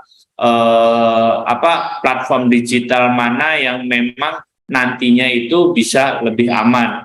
Silakan dicek di apakah dompet digital yang teman-teman pakai sekarang itu sudah udah ada di OJK atau enggak. Itu bisa jadi indikator seberapa amannya daripada dompet digital. Seperti itu sih Kak Zaza, kalau tips dari saya tentang mengidentifikasi keamanan dari dompet digital. Oke, baik. Jadi harus pilih yang resmi juga ya dan diawasi oleh OJK. Terima kasih Pak Aris atas jawabannya. Semoga terjawab ya Kak Tri ya. Kita lanjut ke pertanyaan yang terakhir. Dari Kak Safitri untuk Ibu Vera Rosmawati. Globalisasi dapat menimbulkan ketimpangan budaya. Masyarakat dapat terpengaruh budaya global dan mulai meninggalkan budaya lokal. Karena pada zaman sekarang sangat malu sekali jika ketinggalan yang sedang tren saat ini. Bagaimana cara kita sebaiknya menanggapinya, Bu? Satu sisi kita harus melek dengan kemajuan teknologi dan informasi. Terima kasih. Silakan Ibu Vera. Oke, terima kasih pertanyaannya Kak Safitri ya. Gimana sih caranya kita supaya nggak ketinggalan sama budaya asing gitu ya, budaya global. Ya, mungkin bisa kita mulai dari sekarang adik-adik ya. Contoh ini pernah saya lakukan sebenarnya sudah sempat saya lakukan di suatu sekolah juga sebenarnya. Boleh? Halo? Cek, suara saya terdengar kah? Terdengar, Bu. Oh ya, maaf. Oke, saya lanjut ya. Oke, ini ada pernah kami di satu sekolah itu membuat konten tentang budaya, terutama tentang bahasa. Karena di Jawa Barat jadi menggunakan bahasa Sunda. Nah, itu sebenarnya kolaborasi dengan apa? Dengan seni. Seninya itu kesenian tentang wayang sebenarnya. Nah, itu kita posting dalam 1 minggu itu hanya 1 kali sebenarnya. Kemudian setiap minggunya itu berganti topiknya, tapi tetap tentang budaya. Entah itu adat istiadatnya, entah itu makanan tradisionalnya, entah itu tari tradisionalnya. Nah, caranya adalah adik-adik dimulai dari bikin deh kita kerjasama dalam satu sekolah. Masa iya nggak ada satupun yang membuat konten yang bagus gitu ya. Bisa kita kolaborasi ya adik-adik ya. Caranya itu berikan insight-insight, ide-ide itu terutama tentang budaya. Nah, kita buat semenarik mungkin videonya atau kata-katanya, konten tulisannya gitu ya. Terus diposting secara bersamaan. Pada saat kita posting secara bersamaan, otomatis nanti si Google nanti akan proses pencariannya juga akan jauh lebih tinggi ya. Kalau bayangkan ini tadi ada 300-an siswa ya yang ikut ya. Bayangkan dalam 1 kali posting itu ada 300 akun yang memposting hal yang sama tentang budaya Indonesia, dan itu dilakukan secara kontinu, secara berkelanjutan. Jadi otomatis kita itu paling tidak walaupun membutuhkan waktu yang relatif lebih lama, tapi paling tidak karena kita mempostingnya di media sosial pasti itu akan terekam. Nah, itu yang akan menjadikan budaya kita ini tidak tertimpa ya dengan budaya global atau budaya asing gitu. Atau adik-adik juga bisa nih misalkan bisa tari daerah. Nah, sekarang kan banyak tuh ya tari daerah yang dikreasikan nih adik-adik. Nah, itu bisa juga tuh dieksplor lagi, kemudian diekspos juga gitu ya. Jangan cuma belajar aja, tapi bisa juga diekspos gitu. Mungkin itu saja Kak Jaja, mudah-mudahan bisa menjawab. Oke, terima kasih Bu Vera. Jadi harus terus banjiri dunia digital ya dengan konten-konten kita yang positif dan terus mengangkat budaya lokal gitu ya Bu Vera ya. Nah, teman-teman, itu dia tadi jawaban dari pertanyaan-pertanyaan netizen Indonesia yang telah disampaikan oleh para narasumber kita. Semoga jawabannya bisa mewakili seluruh pertanyaan peserta yang ada di Zoom hari ini. Karena sudah tiba juga di penghujung acara, saya ingin mengundang kembali para narasumber untuk memberikan kiat-kiatnya sebagai closing statement dari masing-masing pilar. Yang pertama mungkin saya akan meminta Bapak Ferianto. Silakan Pak Ferry, closing statement-nya 1 kalimat. Oke, jangan pernah menyerah untuk belajar IT. Memang tidak instan, tidak mudah, memang semua butuh waktu, tapi pasti bisa. Oke, terima kasih Pak Ferianto. Berikutnya kita dengarkan closing statement dari Pak Aris. Silakan Bapak 1 kalimat. Oke, terima kasih. Closing statement saya cukup singkat. Jaga jejak digital teman-teman, ikuti perkembangan zaman, tapi tetap jaga keamanan digitalnya. Terima kasih. Terima kasih Pak Aris. Yang terakhir kita dengarkan closing statement dari Ibu Vera. Silakan Ibu. Oke, adik-adik, saat kita menggunakan media sosial, jangan lupa bukan cuma kita sendiri saja yang mewakili postingan kita, tapi ingat ada bangsa kita juga yang akan menjadi taruhan nama baiknya itu ada di ujung tombak postingan adik-adik. Terima kasih. Oke, terima kasih Bu Vera. Terima kasih kepada para narasumber kita yang telah berbagi kiat-kiatnya dalam tema hari ini mengenal literasi digital sejak dini yang tentunya sangat bermanfaat bagi netizen asyik Indonesia. Untuk memperjelas, saya mau kasih resume sedikit ya dari diskusi kita hari ini. Jadi teman-teman, adanya internet itu harusnya bisa mempermudah komunikasi kita secara global ya, dan bisa melintasi batas-batas geografis dan budaya. Tapi teman-teman harus ingat, tetap harus menjaga etika ketika berada di dunia digital. Dan kecakapan digital juga penting kita ketahui bersama sebagai generasi sekarang tentunya yang hidup di zaman yang serba berinternet. Nah, kita bisa manfaatin internet nih untuk media belajar, media menyalurkan bakat atau hobi supaya maksimal. Kalau kita pandai memanfaatkan dunia digital secara maksimal, nggak cuma ilmu aja, tapi kita juga bisa dapat cuan dari sana. Tapi teman-teman juga ingat, secanggih-canggihnya teknologi selalu punya dampak positif dan dampak negatif. Dampak negatifnya banyak sekali kejahatan digital yang terjadi di internet. Jadi harus tetap waspada ya, dan jangan percaya pada siapapun yang ada di internet. Dan selalu jangan menyebarkan data pribadi kita di internet, harus lebih hati-hati. Kita semua manusia bahkan sekalipun dalam dunia digital. Jadi ikutilah aturan yang ada seperti dalam kehidupan nyata. Pengguna internet ini berasal dari berbagai macam negara yang memiliki perbedaan bahasa, budaya, dan adat istiadat yang harus kita hargai.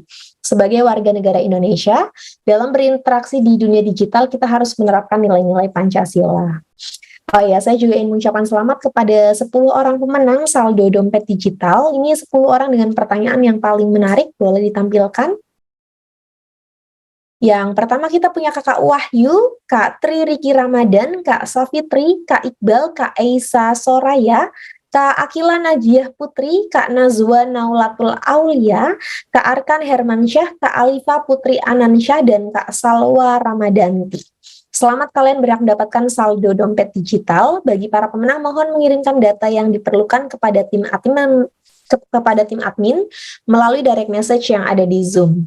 Itu dia acara Makin Cakap Digital 2023 di segmen pendidikan wilayah DKI Jakarta, Banten, dan sekitarnya dengan tema mengenal literasi digital sejak dini. Sebelum acara saya tutup, sekali lagi saya mau remind untuk teman-teman netizen asyik Indonesia, jangan lupa untuk mengisi link daftar hadir sebagai syarat untuk mendapatkan sertifikat elektroniknya ya teman-teman ya. Linknya sudah ada di kolom komentar, langsung dicek di sana dan langsung diisi. Nanti sertifikatnya akan kami kirimkan setelah acara ini selesai. Terima kasih atas partisipasi netizen asyik Indonesia serta para narasumber kita hari ini. Ada Bapak Ganda Yanuar, Ibu Wiwin Wiyati, Pak Ferianto, Pak Aris, dan Ibu Vera. Terima kasih atas paparan materi yang diberikan ya. Semoga bermanfaat bagi kita semua, terutama dalam literasi digital. Akhir kata, saya Girza Zanuba pamit undur diri. Selamat siang dan sampai jumpa di acara Makin Cakap Digital 2023 berikutnya. Terima kasih semuanya.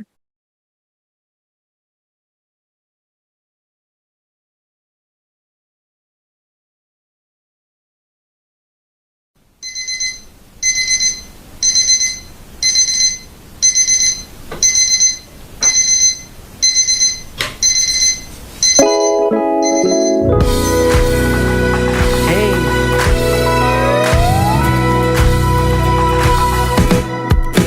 Hari ini, mulai hari ini, jangan lepas kesempatan di depan mata. Bebas mencari yang jadi inspirasi, bebas mencipta apa yang disuka.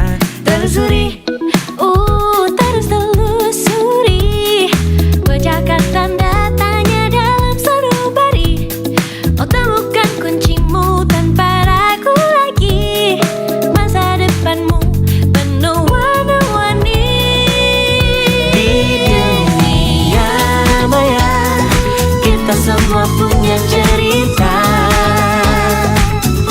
Di dunia maya, kita semua